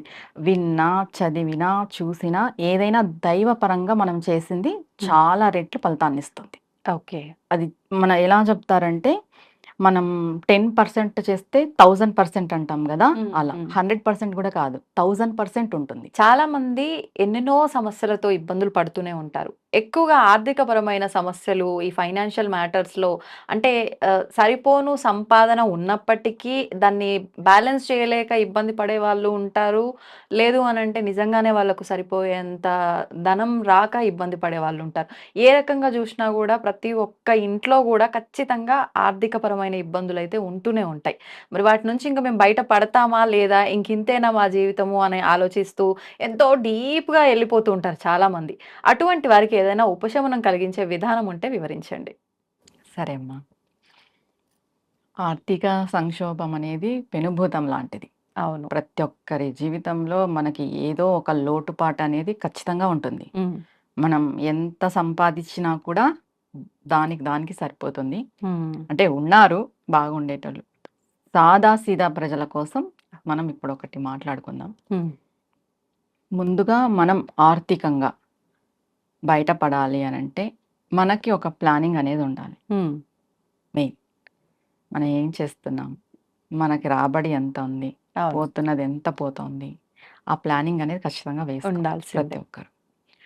చాలా పొదుపులో ఉన్న వాళ్ళు కూడా కొంతమంది సఫర్ అవుతుంటారు. అన్ని ప్లానింగ్స్ వేసుకొని ముందుకెళ్తున్నా కూడా ఆర్థికంగా చాలా ఇబ్బంది పడుతుంటారు. అలాంటి వాళ్ళు ఏం ఫీల్ అవుతారంటే, అంటే మేము ఎన్ని పూజలు చేస్తున్నా, మేము ఎంత కష్టపడుతున్నా, ఎందుకు మాకు ఇలానే ఉంది, ఈ ఆలోచన వచ్చేస్తుంది ప్రతి ఒక్కరికి. భగవంతుడి మీద ఒక్కొక్కసారి కోపం కూడా వస్తుంది. అవును. ఈ ఆర్థిక పరమైన సమస్యలు అనేటివి మనుషుల్ని కుదిపేస్తాయి. మామూలుగా ఉండదు. అది టార్చర్ అంటాం కదా, దానికంటే ఎక్కువ ఆర్థిక సమస్య అనేది. ఇప్పుడు మనకి ఆర్థికంగా అంటే చాలా స్తోత్రాలు ఉన్నాయి. కనకదార స్తోత్రం, అమ్మవారి యొక్క అష్టకము, అష్టోత్తరాలు, ఇలా చాలా ఉన్నాయి. ఓకే. కానీ నేను ఒక పూజ ప్రాసెస్ చెప్తాను. ఖచ్చితంగా ఇది అందరూ ఆచరిస్తే వాళ్ళ జీవితాలలో మెరుగైన రిజల్ట్ చూస్తారు. ఖచ్చితంగా. ఏంటంటే అది మెయిన్గా మనము ఎంత పూజాపరంగా ఉన్నా, ఎంత సాధన చేసినా కర్మ అనేది ఒకటి ఉంటుంది. ఎప్పుడైతే కర్మ అనేది మనకి ఉంటుందో మనం ఆర్థికంగా ఎదగలేం. ప్రారబ్ధ కర్మ అనేది అడ్డుపడుతుంది. ఓకే. దీనికి ఎగ్జాంపుల్ తీసుకోవాలంటే విద్యారణ్య స్వామి వారు అని ఉన్నారు కదా, అమ్మవారి ఉపాసకులు. ఆయన చెయ్యని పూజ లేదు, ఆయన చెయ్యని తంత్రం లేదు, ఆయన చెయ్యని విధానమే లేదు ఉపాసనా పరంగా. అమ్మవారు ప్రత్యక్షమైనప్పుడు ఆయన అడిగాడు, నాకెందుకు ఇంత ఆర్థిక సంక్షోభంలో నేనున్నాను, నేను ఏం పొరపాటు చేశాను, నేను ఏం తప్పు చేశాను సాధన విధంగా అంటే, ఆ అమ్మవారు ఆయనకు చెప్తుంది, నీకు ప్రారబ్ధ కర్మ అనేది ఉంది. ఆ కర్మ తొలగిపోతేనే ఆ ధనం అనేది, ఐశ్వర్యం అనేది మనకు వస్తుంది. అంటే అన్ని సాధనలు అన్ని చేసినా ఆయన కర్మ తొలగిపోలేదు. ఇప్పుడు లక్ష్మీ అమ్మవారు మనకి ధనాన్ని ఇయ్యాలి అని అంటే పైన అమ్మవారి యొక్క ఆజ్ఞ రావాలి. లలితా పరాభట్టారిక యొక్క ఆజ్ఞ అనేది రావాలి. ఆజ్ఞ వస్తే అమ్మవారు ఇచ్చేస్తుంది. ఓకే. ఆ ఆజ్ఞ రావాలి అంటే మన కర్మ తొలగిపోవాలి. కర్మకారకుడు ఎవరు? శనీశ్వర భగవానుడు. ఓకే. శని భగవానుడు.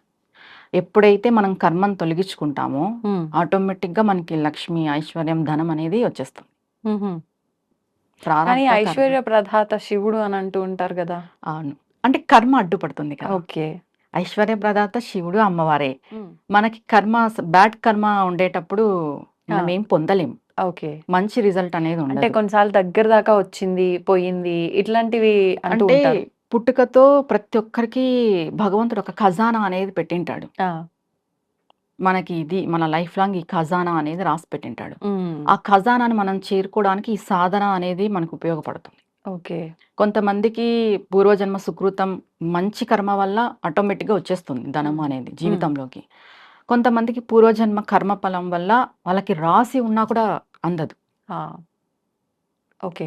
మరి అంటే ఎలా ఇప్పుడు ఈ కర్మని మనము తొలగించుకొని ముందుకెళ్ళాలి అంటే ఏం చేస్తే ఏం తొలగిపోతుంది? చేస్తే తొలగిపోతుంది అంటే శనివారం రోజు హ్మ్.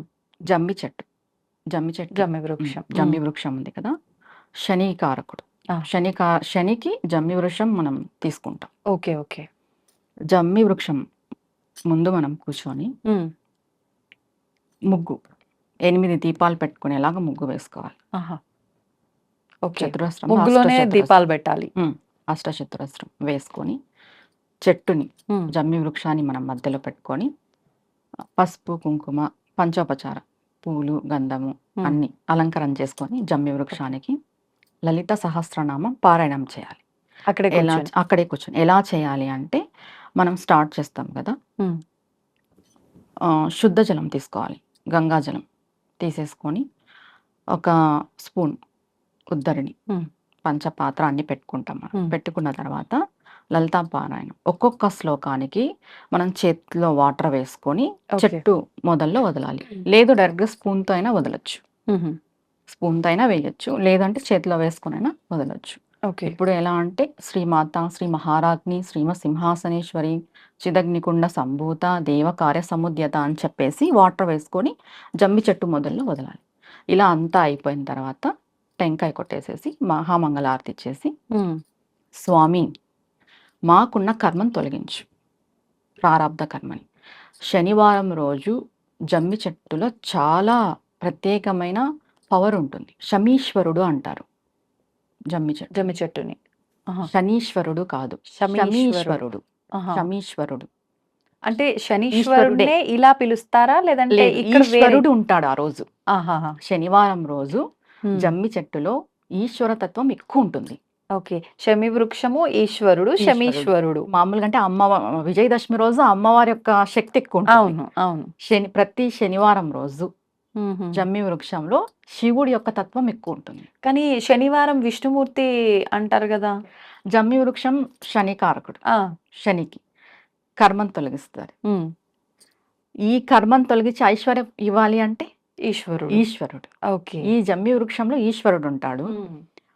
జమ్మి వృక్షం వచ్చేసి సంకేతం శనీశ్వరుడికి. శనీశ్వరుడు. మనం లలితా పారాయణం చేసి ఆ ఈశ్వరుడు యొక్క తత్వంలోకి అమ్మవారి యొక్క శక్తిని వదులుతున్నాం హుహుహుహు. ఓకే. గంగతో, జలంతో. ఓకే. ఇక్కడ ఏమైపోతుంది లలితా సహస్రనామక పారాయణం శక్తి హ్మ్. ఆ చెట్టులో ఉన్న ఈశ్వరుని యొక్క తత్వము మనకు శని నుండి వచ్చే కర్మను తొలగిస్తుంది. ఓకే. ఇది ప్రతి శనివారం ఆచరించుకోవాలి. ఒకవేళ అంటే జమ్మిది చిన్న కొమ్మేమైనా తెచ్చుకొని మనం తెచ్చుకొని ఇంట్లో పెట్టి అట్లా చేసుకోవచ్చా? పెట్టుకోవచ్చు. ఇంట్లో పెట్టుకోవచ్చు. ఇంట్లో హ్మ్. పెట్టుకోకూడదు అదంతా ఏం లేదు. దేవతా ఓకే. వృక్షాలు ఏవైనా సరే ఇంట్లో పెట్టుకోవచ్చు. హుహు. ఎందుకంటే ప్రతి ఒక్కరికి ఇంట్లో ఏలినాటి శని అని, అవును. అర్ధాష్టమ శని అని ఇలా నడుస్తూనే ఉంటుంది. హ్మ్. ఏదో ఒక శని అవును. శని నడుస్తుంటుంది. పీరియడ్ శని నడుస్తుంది. వక్రంగా ఉన్నాడు, ఉచ్చ స్థితిలో ఉన్నాడు, నీచ స్థితిలో ఉన్నాడు ఇలా చెప్తూనే ఉంటారు. అవును. ప్రతి ఒక్కరు చేసుకోవచ్చు ఇది. హ్మ్. మనం ఏం చేస్తున్నాము అంటే శనివారం రోజు జమ్మి చెట్టులో ఉన్న శివుడి యొక్క శక్తికి అమ్మవారి యొక్క శక్తిని కలుపుతున్నాము. హుహుహు. అక్కడ శివశక్తి ఐక్యమైపోతుంది. హ్మ్. ఆ శక్తి వల్ల మనకి కర్మ తొలుగుతుంది. ఏ సమయంలో చేయాలన్నారు ఇదంతా కూడా ఆ ఇది రోజున? ప్రదోష టైంలో చేసుకోవచ్చు. సాయంకాల సమయంలో. ఓకే. ప్రదోష టైంలో. హ్మ్. ఇప్పుడు ఆ ప్రమిదలు 8 దీపాలన్నారు. అంటే నెయ్యి శని అంటే నువ్వుల నూనె గదా! నువ్వుల నూనెనా? లేదు, నెయ్యి వేసి పెట్టాలి. నెయ్యి మనం వేసి. లలితా పారాయణం చేస్తున్నాం కాబట్టి హుహుహు. నెయ్యి వేసి పెట్టాలి. ఓకే. నెయ్యి దీపాలు. ప్రమిదలా మనం లేదంటే పిండితో చేసిన లేదు ప్రమిదలే. ప్రమిదలే. ప్రమిదలే. పిండి దీపాలేం కాదు. ప్రమిదలే. నైవేద్యంగా పండు, ఫలం ఏదైనా పెట్టుకోవచ్చు. మన ఇష్టం. మన ఇష్టం అది. ఓకే. మన శక్తి కొలది. ఒకవేళ మాకు చదవడం రాదు, చదివినా మేము తప్పులుగా చదువుతామేమో అనుకున్న వాళ్ళు అక్కడే కూర్చొని విన్నా సరిపోతుందంటారా? లేదు ఖచ్చితంగా చదవాల్సిందేనా? శ్రీమాత్రే నమః అని 1008 టైమ్స్ 1008 సార్లు ఓకే. లలిత సహస్రనామం ప్లే చేసుకుంటూ శ్రీమాత్రే నమః అనే మంత్రాన్ని 1008 సార్లు చేస్తూ వాటర్ వదులుకోవాలి. ఓకే. అంతే ఇప్పుడు ఫలితం మామూలుగా ఉంటుందంటారా? అంటే హ్మ్. లలిత సహస్రనామం చేస్తూనే చెయ్యాలి. హ్మ్. ఇంకా మనకి చదివేకి రాని వాళ్ళు కూడా ఉంటారు కదా! అవును. వాళ్ళ అవును. గురించి కూడా మనం ఆలోచన చేసి హ్మ్. ఇది దానికి రీప్లేస్. ఓకే. ఇంకా అమ్మవారి నామమే గాబట్టి అమ్మవారి చేసిన నామమే అంతటి కాబట్టి ఫలితం అంటే 1008 సార్లు శ్రీమాత్రే నమః అనుకుంటే ఒక్కసారి పారాయణం చేసిన ఫలితం వస్తుంది కాబట్టి హ్మ్. హ్మ్. అలా. ఓకే. ఓకే. ఇంకా అంటే ఇంకా ఏదైనా ఆచరించాల్సిన విధానం ఉందా? ఇంతవరకే సరిపోతుందా? ఇంతవరకే సరిపోతుంది. ప్రదోష కాలంలో 8 ప్రదోషకాలం దీపాలు వెలిగించి వెలిగించి లలితా జమ్మి సహస్రనామ చెట్టుకి పారాయణం. పారాయణం చేసుకోవాలి. ఓకే. పుష్పము, గంధము, పంచోపచార జమ్మి పంచోపచార చెట్టుకి పూజ. చేసుకొని శక్తి కొలది నైవేద్యం పెట్టుకొని హ్మ్. హారతి తీసుకోవడమే. ఆ రోజు అంటే పొద్దున్న నుంచి గూడా మళ్ళీ ఏమన్నా నియమాలు పాటించడం, ఉపవాసంలో ఉండటం అలాంటివి చేయాలంటారా? ఉపవాసం అనేది ఆరోగ్యరీత్యా చెప్తా నేను. ఓకే. ఉండదలుచుకుంటే ఉండొచ్చు. హ్మ్. లేదా లేదు. హ్మ్. బ్రహ్మచర్యం అయితే పాటించాలి. ఆ రోజు పూజ చేసుకున్న రోజు కూడా బ్రహ్మచర్యం పాటిస్తే చాలా మంచిది. ముందు రోజు, ఆ రోజు. హ్మ్. ఓకే. ఈ నియమాలు ఈ సరిపోతాయి. నియమాలు సరిపోతాయి. ఖచ్చితంగా ఆర్థికంగా మనం మెరుగుపడతాం. ఇలా ఎన్ని శనివారాలు చేయాల్సుంటుంది? ఎన్ని శనివారాలని కాదు. మన కర్మ ఎప్పుడు తొలగుతుందో మనకు తెలీదు. హ్మ్. హ్మ్. ఎన్ని శనివారాలైనా చేసుకోవచ్చు. ఇన్ని ఓకే. అనేది లిమిట్ లేదు. ఓకే. ఇప్పుడు మనకి చాలా ప్రారబ్ధ కర్మ హింసిస్తుంటుంది. హ్మ్. హ్మ్. ఇన్ని చేస్తేనే తొలగుతుందని మనకెలా తెలుస్తుంది? తెలీదు. ఒక్కొక్క టైంలో ఒక వారం చేసిన తర్వాత కూడా మనం ఆర్థికంగా మార్పు బయటపడొచ్చు. తెలుస్తుంది. ఆ! మార్పు చూస్తాం. అవును. ఒక్కొక్కసారి 7, 8 వారాలైనా కూడా తెలియకపోవచ్చు. అవునండి. అది మన కర్మానుసారం జరుగుతుంది. హ్మ్. పూజ హ్మ్. అనేది ఇంత అని లిమిట్ లేదండి. ఓకే. చేసుకుంటూ పోతే మనం మంచి రిజల్ట్ చూస్తాం. అంటే మనం పెద్దగా నియమాలు పాటించేది గూడా ఏమీ లేదు ఏం లేదు. గాబట్టి పోయిందేముంది ప్రతి శనివారం అట్లా చేసుకుంటూ ప్రదోష పోతే టైంలో చేసుకుంటే సరిపోతుంది. హ్మ్. కార్తీక మాసంలో ముఖ్యమైన రోజుల్లో ఒక విశేషమైన రోజు ఉంది అనంటే అది కార్తీక పౌర్ణమి. కార్తీక పౌర్ణమి రోజు డే అంతా ఉపవాసం ఉండి, సాయంత్రం పూట ఆలయానికి వెళ్ళి, అక్కడ వెలిగించే దీపాలు, ఆ 365 ఒత్తులు అని చెప్పి చేసే ఆ దీపారాధన, ఇవన్నీ మనం రెగ్యులర్‌గా చూస్తూనే ఉంటాం. అసలు నిజంగా శివుడి అనుగ్రహం పొందాలి అనంటే, మనం చేస్తున్న ఆ పూజ ఫలించాలి అనంటే, విశేషమైన ఆరాధన గాని, ఏదైనా విధానం ఉంటే తెలియజేయండి? సరే అమ్మా. ముందుగా కార్తీక పౌర్ణమి రోజు తెల్లవారి లేచి హ్మ్. మనం స్నానాధికాలన్నీ పూర్తి చేసుకొని దామోదరుడికి పూజ చేసుకుంటాం. హ్మ్. తులసి కోట దగ్గర పూజ చేసుకుంటాం. దామోదరుని పూజ ఉదయాన్నే కంప్లీట్ అయిపోతుంది. ఆ! ప్రదోష సమయం వస్తుంది. వచ్చిన తర్వాత ముందుగా కార్తీక పౌర్ణమికి ఎందుకు అంత విశిష్టత ఉంది అనే విషయానికొస్తే హ్మ్. అన్ అందరూ ఏం చెప్తారు? ఒక్కొక్క పౌర్ణమికి ఒక్కొక్క విశిష్టత ఉంది మామూలుగా. హ్మ్. దీనికి ఎందుకు అంత విశిష్టత అంటే 16 కళలు నిండుగా ఉంటాయి కార్తీక పౌర్ణమి రోజు. మామూలుగా చంద్రుడు. అంటే 15 రోజులకే మనకి అవును. పౌర్ణమి వస్తుంది. 15 కళలు అంటాం. కానీ కార్తీక పౌర్ణమి రోజు 16 కళలు నిండుగా ఉంటాయి. హ్మ్. ఆ రోజు ప్రతి వ్యక్తిలోనూ ఆ కళలు అనేది మనం చూడగలం. మనకు తెలీదు కానీ హ్మ్. ఆ పౌర్ణమి తిథి రోజు సాయంకాలము 16 కళలు ప్రతి మానవుడిలో కూడా ఉత్పత్తి అవుతాయన్నమాట. అంటే దాని ప్రభావం వల్ల ఏంటి ఫలితం? ఏంటి అంటే చంద్రుడు మనస్కారకుడు. అవును. ఇప్పుడు కొంతమందికి మనసు సరిగ్గా ఉండదు. బుద్ధి. హ్మ్. మనసు బావుంటే బుద్ధి బావుంటది. అవును. అది ఆటోమేటికల్‌గా జరిగేది. ఈ కార్తీక పౌర్ణమి రోజు మనం చేసే పూజ, దానము, ధర్మము ఏం చేస్తుందంటే మన మనస్సుని, మన బుద్ధిని మారుస్తుంది. హ్మ్. ఈ 16 కళలు వచ్చేసి హ్మ్. మనకి ఆరోగ్యాన్ని, ఐశ్వర్యాన్ని, బుద్ధిని హ్మ్. వీటన్నిటిని ఇస్తాయి. ఓకే. ప్రతా ప్రసాదిస్తాయి. హ్మ్. ముందుగా చెప్పాలంటే కార్తీక పౌర్ణమి రోజు ఏం చేయాలి? హ్మ్. శివుడి యొక్క అనుగ్రహం పరిపూర్ణంగా ఉంటుంది ఆ రోజు. ఆ! ప్రతి ఒక్కరు శివుడికే చేస్తారు. అవును. శక్తి ఏది మరి? హ్మ్. అవును. శివశక్తులు ఉంటేనే గదా పరిపూర్ణ అనుగ్రహం మనం పొందేది. హ్మ్. అవునా అవును. కాదా? అవును. మనం ఇప్పుడు ఏం చేస్తామంటే శక్తిని తీసుకొస్తాం. హ్మ్. ఎలాగో శివానుగ్రహం ఉంటుంది ఆ ఉంటుంది. రోజు. 16 కళలతో కూడిన చంద్రుడిలో ఎవరుంటారు? హ్మ్. లలితా పరాభట్టారికాదేవి ఉంటది. ఓకే. మనం ఏం చేస్తామంటే శివాలయంలో దీపాలు మీరెన్ని దీపాలంటే అన్ని దీపాలు 365 ఒత్తులు కానీ, 1,00,000 ఒత్తులు, 1,00,00,000 ఒత్తులు ఇలా అంతా వెలిగించుకొని వచ్చిన తర్వాత హ్మ్. ఇంటికొచ్చిన తర్వాత టెర్రస్ పైన, మిద్ది పైన మీకు హ్మ్. చంద్రుడు కనిపించేలాగా, ఓకే. చంద్రుడి కిరణాలు పడేలాగా ఎళ్లి ఒక పాత్ర పెద్ద పాత్ర తీసుకొని పాలు, హ్మ్. క్షీరం, పాలు వేసి చంద్రుడు కనిపించేలాగా పాలల్లో. పాలల్లో. అలా కుదిరితే అలా. లేదు మేమంతా చేసుకోలేము. ఆ! చిన్న పాత్రలు. ఆ కిరణాలు పడినా చాలు. ఓకే. ఓకే. చంద్రుని యొక్క కిరణాలు పడినా చాలు. హ్మ్. పైన అది పెట్టేసి రావాలి. అలా వదిలేయాలి. అలా ఎవరో ఒకరు ఉండాలి. అంటే పిల్లులు అలా వచ్చినా హ్మ్. ఇబ్బందవుతుంది కదా! హ్మ్. దానిపైన ఒకవేళ దుమ్ము అలా పడేది ఉంటే ఏదైనా జ్యువెలరీ టైప్ ఓకే. పెట్టేసేయొచ్చు. చంద్రుడు కనిపించేలాగుండాలి. లేదా కిరణాలన్నా పడేలాగుండాలి. హ్మ్. అయితే పెద్దది లేదా చిన్నది. ఓకే. ఇది పెట్టేసొచ్చి ఇంట్లో పూజా మందిరంలో బిల్వంతో లలిత సహస్రనామం చేయాలి. అమ్మవారికి. బిల్వపత్రితో. బిల్వపత్రి శివుడికి చాలా ఇష్టం. అవును. మనం ఏం చేస్తున్నాం లలిత సహస్రనామాలు బిల్వంతో చేస్తున్నాం. అంతా చేసేసిన తర్వాత 11:45, 12 గంటలకి నైట్. ఆ టైం వరకు మేల్కోగలుగుతాము అంటే పర్వాలేదు. లేదు ముందే చేసుకుంటామంటే ముందే కూడా చేసుకోవచ్చు. లేదు మేము మేల్కుంటాము అన్నా మేల్కొని చేసుకోవచ్చు. లలిత సహస్రనామం పారాయణం అంతా అయిపోయిన తర్వాత పోయి చంద్ర దర్శనం పాలల్లో చేయాలి. లేదు అంటే ఎదురుగ్గా కిరణాలు పడతాయి ఆ పాలు.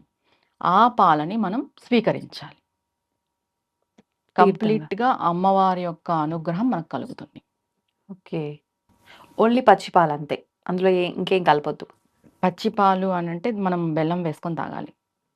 తాగేటప్పుడు. ఓకే. అన్నీ తాగాలనేదేం లేదు. ప్రసాదంగా ఇంటిల్లిపాది తీసుకోవచ్చు. కొన్ని తాగినా తీర్థంగా సేవించినా మనకి ఆరోగ్యం బాగుంటుంది. మన మనస్సు, మన బుద్ధి అన్నీ బాగుంటాయి. ఓకే. పిల్లలకు కూడా మంచి కళా పోషణ వస్తుంది ఇలా చేయడం వల్ల.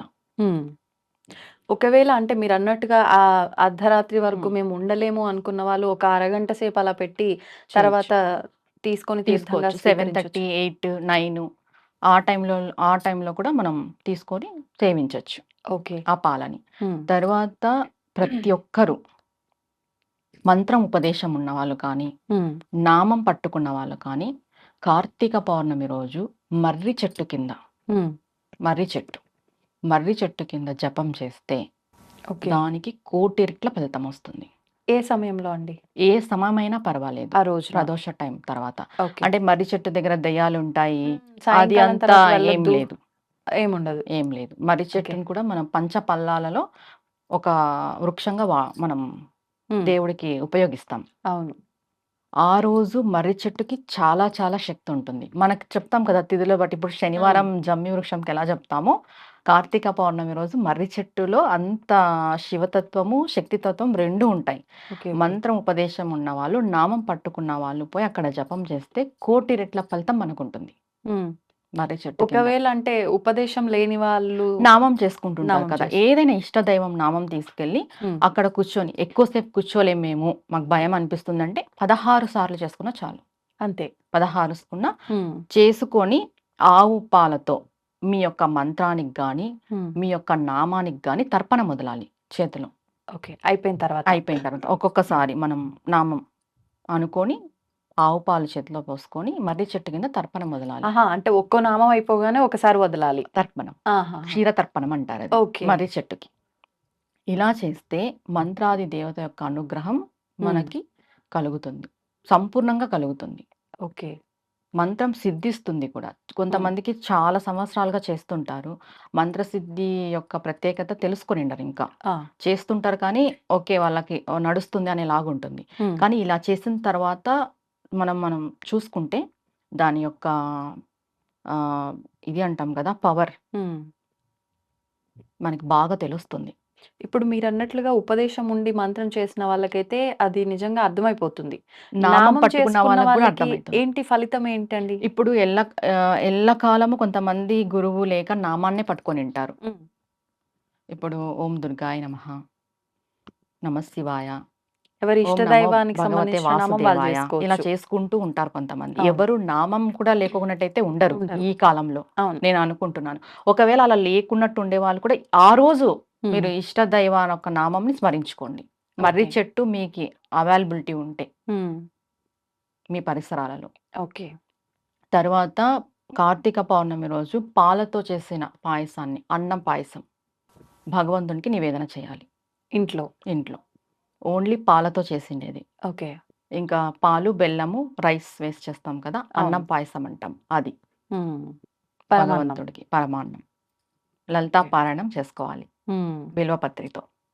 ఇంట్లో బిల్వపత్రితో లలితా పారాయణము, మర్రి చెట్టు దగ్గర మాత్రం పాలతో. పాలతో తర్పణ మొదలాలి, మంత్రం అనుష్ఠానం చేసుకోవాలి, జపం చేసుకోవాలి. ఓకే. తర్వాత కార్తీక పౌర్ణమి రోజు చంద్రదర్శనం క్షీరంలో చేసుకోవాలి. క్షీర దర్శనంగా భావించాలి. అలా లేకపోతే చంద్రుని యొక్క కిరణాలు మన పాలల్లో పడేలాగా పెట్టుకోవాలి. ఓకే. ఓకే. నిజంగా చాలా కొత్త విధానం. వినటానికి కూడా బాగుంది. ఆచరిస్తే ఎలా ఉంటుందో చూడాలి ఆచరిస్తే మరి. ఇంకా బాగుంటుంది. మీరెప్పుడైనా ట్రై చేశారా ఇదంతా? మేము ప్రతి పౌర్ణమికి లలితా పారాయణం ఇలానే చేసుకుంటాము. అవునా? ఉమ్. హ్మ్. పాలల్లో చంద్రుడిని చూడడము పాలల్లో ఇదంతా చంద్రుడిని కూడా. చూడటము, ఇంకా పౌర్ణమి పూజ అని సపరేట్ గా కొన్ని పూజా విధానాలు ఉన్నాయి. అవేంటండి? అవి మరి చెప్పుకుందాం. ఓకే. అవి సరే. చాలా ప్రాసెస్ ఉంటుంది. పౌర్ణమి పూజ అనేసి ఓకే. శ్రీచక్రానికి పౌర్ణమి పూజ అని ఉంటుంది. హుహుహు. శివుడికి సపరేట్ గా పౌర్ణమి పూజ అని ఉంటుంది. ఆహా! విష్ణువుకి సపరేట్ గా ఉంటుంది. అంబికకి సపరేట్ గా ఉంటుంది. దేవికి హుహు. లలితా పరాభట్టారిక అంటే దేవి అది కూడా. ఉపదేశం ఉన్నవాళ్ళు అలా ఏం లేదు, చేసుకోవాలా? ఎవరైనా చేసుకోవచ్చు. ఎవరైనా చేసుకోవచ్చు. పౌర్ణమి పూజ, వ్రతము, నోములు అనేటివి ఎవరైనా చేసుకోవచ్చండి. హ్మ్. ఒక మంత్రం ఉపదేశం ఉన్న వాళ్ళు మాత్రమే, వాళ్ళకి అనుష్ఠానం పూజ సపరేట్ గా ఉంటుంది. వాళ్ళు ఓకే. అనుష్ఠానం పూజ చేసుకుంటారు. ఓకే. అంతే. అయితే ముఖ్యంగా మనకు సూర్య భగవానుడికి సంబంధించి సూర్య నమస్కారాలు గనుక చేస్తే అంతా బావుంటుంది అని చెప్పి అంటూ ఉంటారు. పొద్దున్న లేవంగానే మనం ఏం చేసినా చేయకపోయినా ఖచ్చితంగా సూర్యుడికి అర్ఘ్యం వదలటము, నమస్కారాలు చేయటము చాలా మంచి అంటే మనం చూస్తే గనుక పెద్దవాళ్ళు గూడా ఇవన్నీ ఏం ఆచరించినా, ఆచరించకపోయినా, దీపారాధన చేసినా, చేయకపోయినా ఖచ్చితంగా స్నానం అయిపోగానే పోయి సూర్యుడికి దండం పెట్టడము ఇదంతా ఎక్కువగా చూస్తుండేవాళ్ళం. అంటే ఇక్కడ ఏదో ఒక విశేషం అనేది దాగి ఉంది అని చెప్పి అనిపిస్తూ ఉంటుంది. ఏంటి నిజంగా ఆ ఫలితం ఏంటి? ఏం విశేషం దాగి ఉంది వాటిల్లో? మనకి సూర్య భగవానుడు అంటేనే కనిపించే దైవం. హ్మ్. అవును. కనిపించే దైవంగా మనం పరిగణిస్తాం అవునండి. సూర్య భగవానుడిని. సూర్య ఆరాధన ప్రతి ఒక్కరూ చేయాలి. హ్మ్. మనకి పంచాయతన పూజలు అని ఉన్నాయి. ఆహా! ఏంటవి? 5 పంచాయతన పూజలు. ఓకే. 1 శివుడిది, 2 విఘ్నేశ్వరుడు, 3 అంబిక హ్మ్. అమ్మవారు, అమ్మవారు. 4 విష్ణువు, 5 సూర్యుడు. ఓకే. ప్రతి ఒక్కరికి ఒక్కొక్క పంచాయతన పూజ పట్టుకుంటారు. హ్మ్. కొంతమంది శివ పంచాయతన పూజ పట్టుకుంటే వాళ్ళ ఇంటి సింహాసనంలో హ్మ్. మధ్యలో శివుడిని పెట్టుకుంటారు. శాక్తేయ పంచాయతనం పట్టుకుంటే హ్మ్. మధ్యలో అమ్మవారిని పెట్టుకుంటారు. చుట్టూ వీళ్ళుంటారు. ఓకే. వైష్ణవులు వైశ్యుని పెట్టుకుంటారు. హ్మ్. గణేష పంచాయతనం వస్తే వినాయకుడు మధ్యలో ఉంటారు. హుహుహు. సూర్య ఆరాధన చేసే వాళ్ళని శౌర్యులు అంటారు. హ్మ్. పూర్వం ఎక్కువ అందరూ రాజులు ఎక్కువ చేసేవాళ్ళు సూర్య ఆరాధన. ఆహా! వాళ్ళు సూర్యుడిని మధ్యలో వాళ్ళ పూజా గదిలో సింహాసనంలో మధ్యలో సూర్య భగవానుని పెట్టుకొని ఆరాధించేవాళ్ళు. హుహు. పూర్వం ఉన్నారు శౌర్యులు, వాళ్ళని శౌర్యులు అంటాం. హ్మ్. సూర్య పంచాయతన పూజ అనేసి. ఓకే. ఓకే. ముందుగా సూర్యుడిని ఆరాధిస్తే కలిగే లాభం ఏమిటి అంటే హ్మ్. ఆరోగ్యం. సూర్య ఆరాధన చేసే ప్రతి ఒక్కరు చాలా సన్నగా ఉంటారు. అవునా? హ్మ్. మీరు అన్నట్టు సూర్య నమస్కారాలు చేస్తారు కదా, వాళ్ళు యాహ్! వాళ్ళు సన్నగే ఉంటారు. సూర్య ఆరాధన చేసే వాళ్ళు కూడా సన్నగే ఉంటారు. ఓకే. సన్నగా ఉన్నంత మాత్రాన వాళ్ళు వీక్‌గా ఉన్నారని కాదు అర్థం అక్కడ. హ్మ్. వాళ్ళు చాలా ఆరోగ్యంగా ఉంటారు. చాలా బలంగా, బలిష్టంగా ఉంటారు ఓకే. సూర్య ఓకే. ఆరాధన చేసేవాళ్ళు. అదే విధంగా చాలా తేజోవంతంగా ఉంటారు. హ్మ్. వాళ్ళ మొఖంలో కల తేజస్సు అంటాం కదా, అవును. తేజస్సు, వర్చస్సు, వాళ్ళ మేధస్సు కూడా చాలా బావుంటుంది సూర్య హుహు. ఆరాధన చేసేవాళ్ళు. ఒక రకంగా అన్ని రకాలుగా బెటర్‌గానే ఉంటారు. చాలా బాగుంటారు అందరికంటే. ఆ! ఎందుకంటే కనిపించే దైవం మనకి అవును. సూర్యుడు. ఇంకొక విషయం ఏమంటే సూర్యుడిని మార్తాండ భైరవుడు అంటారు. హుహు. మార్తాండ భైరవుడు అనంటే మార్తాండ అనంటే హ్మ్. సూర్యుడి వెనక చాలా బ్రహ్మాండాలుంటాయి. ఓహో! బ్రహ్మాండ మండలాలుంటాయన్నమాట. హ్మ్. ఆ బ్రహ్మాండ మండలాలన్నిటికీ అధిపతి అమ్మవారు. ఓకే. మనకి సూర్యుడు ఏం చేస్తారు అంటే, మనం ఇప్పుడు అమ్మవారిని ఆరాధిస్తున్నాము. హ్మ్. ఏ ఆరాధన చేసినా కూడా సూర్య భగవానుని ఆరాధన ప్రథమంగా చేయాలి మనం. హుహుహు. మనం శివుడిని ఆరాధన చేస్తున్నాము. అవును. సూర్యుడు మనకి మధ్యలో ఉంటారనమాట. ఇన్ఫర్మేషన్ ట్రాన్స్‌ఫర్మేషన్‌గా. ఆహా! ఇప్పుడు మనం శివుడికి ఆరాధన చేస్తున్నాం. సూర్యుడు మధ్యలో ఉంటారు. మనం సూర్యునికి ఎప్పుడైతే నమస్కారం చేస్తామో అది శివుడికి చెందుతుంది. ఓకే. మనం అమ్మవారికి ఆరాధన చేస్తున్నాము. సూర్య నమస్కారం చేసినప్పుడు అది అమ్మవారికి చెందుతుంది. హుహు. అలా. మనం నైవేద్యం పెడితే భగవంతుడు తింటాడో తినడో మనకు తెలీదు. కానీ సూర్యభగవానుడు మాత్రం స్వీకరిస్తాడు. అవునా? హ్మ్. ఉందా? అంటే దానికేమైనా ఆధారం? అవును. హ్మ్. అంటే కిరణాల ద్వారా స్వీకరిస్తాడు. మనం రథసప్తమి చేస్తాం గదా! అవును. అవును. రథసప్తమి రోజు మనం ఆకులో నైవేద్యం పెడతాం. హ్మ్. పరమాన్నం చేసి. సూర్యకిరణాలకి. మీరు గమనించండి ఖచ్చితంగా అది కొంచెం తగ్గింటుంది. హుహుహు. ఆయన సూర్యకిరణాల ద్వారా స్వీకరిస్తారు. ఓకే. ఏ దేవుడు స్వీకరిస్తారో, స్వీకరించరో గాని కనిపించే దైవం సూర్యభగవానుడు ఖచ్చితంగా స్వీకరిస్తాడు. ఓహ్! ఓకే. సూర్య ఆరాధన అనేది చాలా ముఖ్యమైనది, విశేషమైనది మనకి. హ్మ్. ప్రతి ఒక్కరు గూడా ఉదయాన్నే లేచి 5:45 నుండి 6:45 సమయంలో ఒక రాగి పాత్ర, పసుపు, కుంకుమ, అక్షింతలు కొంచెం, ఎర్రటి పువ్వులు వేసుకొని సూర్య భగవానుడికి అర్ఘ్యం ఇవ్వాలి. హ్మ్. ఆడవాళ్ళు చేయొచ్చు, మగవాళ్ళు చేయొచ్చు. ఓకే. ఎవరైనా చేయొచ్చు. అనుష్ఠాన పరులు వాళ్ళైతే గాయత్రి మంత్రంతో చేసుకుంటారు హుహు. అర్ఘ్యం. లేదు విడిగా? హ్మ్. విడిగా ఉన్న మనకేం అనుష్ఠానం లేదు, ఉపదేశం లేని వాళ్ళైతే సూర్యాయ నమః అనుకోవచ్చు, హ్మ్. ఆదిత్యాయ నమః అనుకోవచ్చు, భాస్కరాయ నమః అనుకోవచ్చు. 11 ఓకే. సార్లు. ఆహా! 11 సార్లు. 11 సార్లు అనుకోని సూర్యభగవానుడికి జలము, గంగని అర్ఘ్యమిస్తే వచ్చినంత ఫలితము దేనికి రాదు. అంటే ఇంక ప్రత్యేకించి విశేషమైన ఆరాధన ఏమీ లేదు. ఏమీ లేదు. ఓకే. ఉదయం లేచి స్నానాదికాలన్నీ పూర్తి చేసుకొని గంగని అర్ఘ్యం ఇవ్వడమే హ్మ్. సూర్య ఉపాసనలో మొదటిది. కానీ ఇప్పుడు ఇండిపెండెంట్ హౌసెస్ అట్లా ఉంటే మనకు సూర్యుడు కనిపించేవారు. మనం అలా వదిలితే ఆ చెట్టుకో, ఎక్కడికో వదిలేవాళ్ళం. ఇప్పుడు చూసుకుంటే సిటీల్లో ఇదంతా పాసిబులే అవ్వదు. అసలు సూర్యుడు కనిపిస్తాడో లేదో కూడా ఒక క్లారిటీ ఉండదు. పర్వాలేదంటారా? అంటే అలా తలుచుకుంటూ వదలొచ్చంటారా? ముందుగా మనం తెలుసుకోవాల్సిన విషయం ఏమంటే ఇప్పుడు ఇప్పుడు మనకి వర్షాకాలం జరుగుతుంది. హ్మ్. మనం ఏమంటాం? సూర్యుడు రాలేదు అంటాం. రాలేదంటాం. ఉదయం అయ్యింది అంటే ఖచ్చితంగా సూర్యభగవానుడు వచ్చినట్టే. హ్మ్. కానీ మనకి మనకు కనిపించని, కనిపించట్లే. కనిపించకపోని. ఓకే. ఆయన ఎక్కడున్నా కూడా మన గృహంలో ఉన్న గోడలలో ఆయన కిరణాలుంటాయి. హ్మ్. ఆయన మనకి కనిపించాల్సిన అవసరమే లేదు. ఓకే. ఆయన కిరణాలు విశ్వమంతా వ్యాపించి ఉంటాయి. హ్మ్. ఒక్కసారి ఆయన ఉదయించిన తర్వాత. ఓకే. ఆయన్ని మనసులో స్మరించుకొని మనం అర్ఘ్యం ఇచ్చినా ఆయనకు చెందుతుంది. ఆయనకు కనిపించాలి అనేదైతే లేదు. హ్మ్. ఓకే. ఇప్పుడు అంటాం మేఘాలున్నాయి, మేఘాలు అవును. కమ్మేసినాయి, సూర్యుడు రాలేదు. సూర్యుడు రాలేదు కాదు, సూర్యుడు వచ్చింటాడు. హ్మ్. మనకి ఉదయం అయింది అంటేనే సూర్యభగవానుడు ఉన్నట్టే. ఓకే. మనకు కనిపించని, కనిపించకపోని. ఆ! ఇప్పుడు అంటే మనం ఒక టబ్ లాంటిదేదైనా పెట్టుకొని అలా తూర్పుకి చూస్తూ తులసి ఇంట్లోనే మొక్కలోకి వదలొచ్చా? లేదు తులసి అంటే? మొక్కలోకి తులసి వదలొచ్చు. మొక్కలోకి వదలొచ్చు. ఏ మొక్కలకైనా వదలొచ్చు ఓకే. అర్ఘ్యం.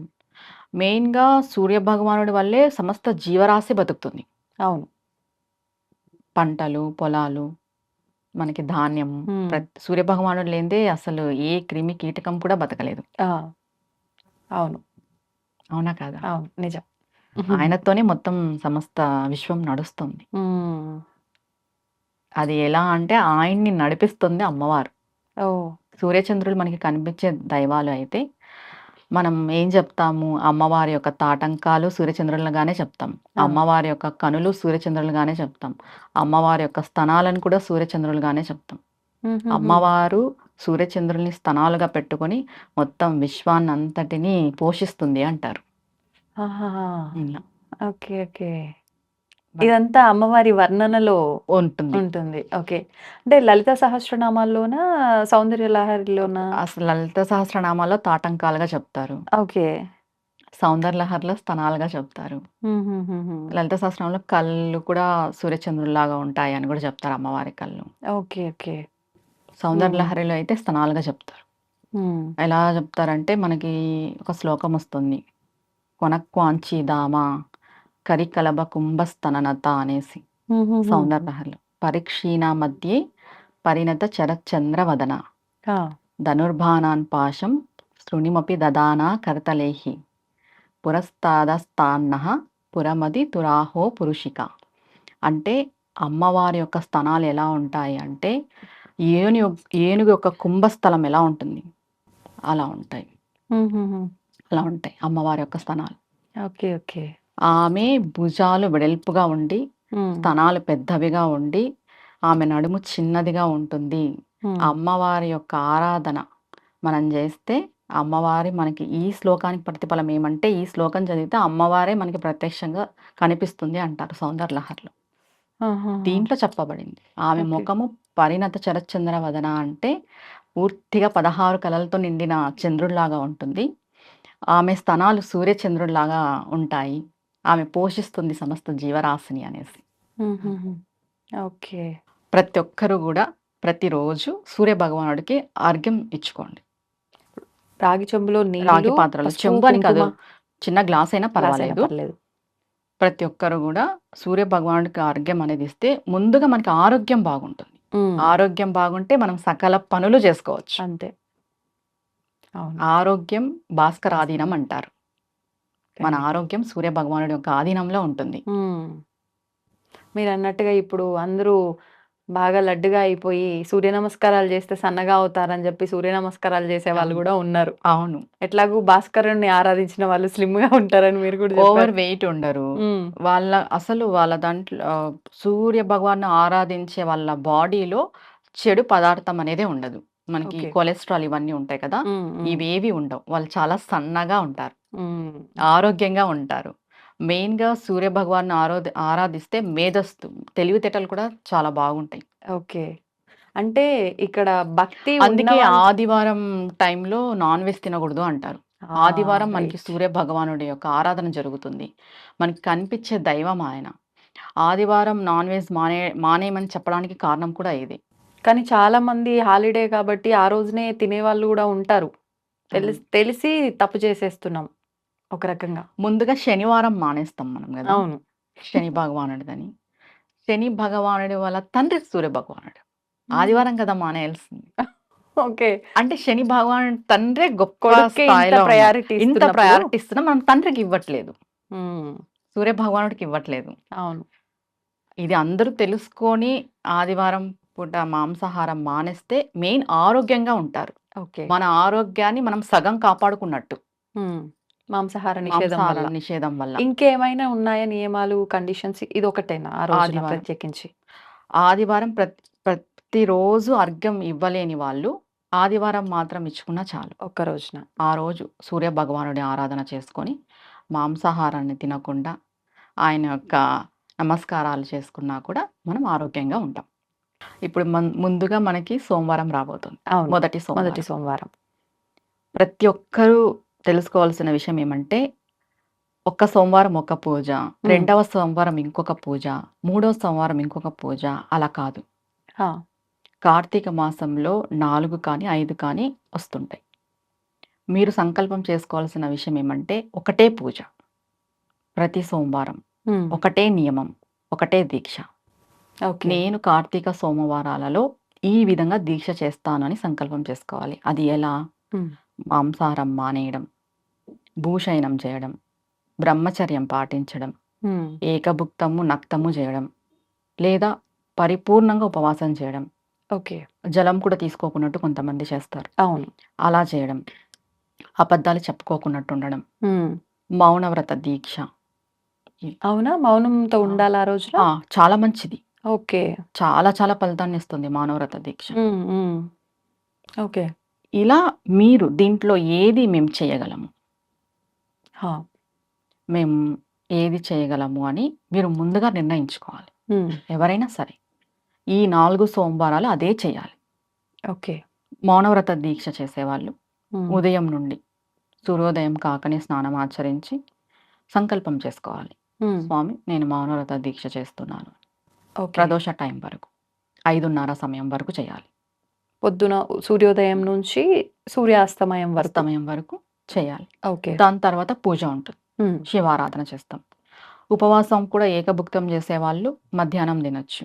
నక్తం చేసేవాళ్ళు చాలామంది సోమవారం నక్తమే చేస్తారు. అవును. ఉదయం అంతా ఉపవాసం ఉండి పూజ అంతా అయిన తర్వాత చుక్కలు చూసి ఉమ్, భోజనం భుజిస్తారు. ఉమ్, ఇలా చేసుకోవచ్చు. ఓకే. సోమవారాలు పూజ చేసుకోవాల్సిన వాళ్ళు, ఉమ్, శివారాధన చేయవలసిన వాళ్ళు ఉదయం ఖచ్చితంగా విష్ణువుకి చేయాలి. ఆహా, ఇది కార్తీక దామోదర మాసం కాబట్టి అవును. ఖచ్చితంగా సోమవారం అయినా కూడా శివుడికి అని అనుకోకుండా విష్ణువుకి కూడా పూజ చేసుకొని ఉమ్, సాయంత్రం ప్రదోష టైంలో శివలింగం ఉంటే పంచామృత అభిషేకం ఇంట్లో శివలింగం పెట్టకూడదు అంటారు, పెట్టుకోవచ్చు అంటారా? పెట్టుకోవచ్చు. ఏ సందేహము లేకోకుండా పెట్టుకోవచ్చు. ఓకే. శివారాధన చెయ్యని ఇల్లు కానీ, శివారాధన చెయ్యని ఊరు కానీ శ్మశానంతో సమానం. పెట్టుకోకూడదు అనేదే లేదు. మీరు చిన్నది పెట్టుకుంటారా, పెద్దది పెట్టుకుంటారా అది అది మీ ఇష్టం. ఇప్పుడు ఓకే. మామూలుగా ఇంట్లో బొటికిన వేలంతానే పెట్టుకోవాలి అని చెప్తారు. అలా అయినా పెట్టుకోవచ్చు. శివ సాలగ్రామాలు ఉంటాయి. అవును. బాణలింగేశ్వరులు ఇప్పుడు దొరుకుతున్నారు కదా, అలా పెట్టుకోవచ్చు. ఓకే. ఏంటంటే సాయంత్రం ప్రదోష టైంలో పంచామృత అభిషేకం చేసుకోవచ్చు. లేదు మేము పంచామృత అభిషేకం చేసుకోలేము, శుద్ధ జలం, శుద్ధ జలంతో అభిషేకం చేసుకోవచ్చు. ఓకే. తర్వాత విభూది జలం, విభూది జలంతో చేసుకోవచ్చు. ముందుగా శివుడికి ఇష్టమైనది విభూది. విభూది జలంతో చేసినా చాలు. తర్వాత పూజ ఎలా చేయాలి?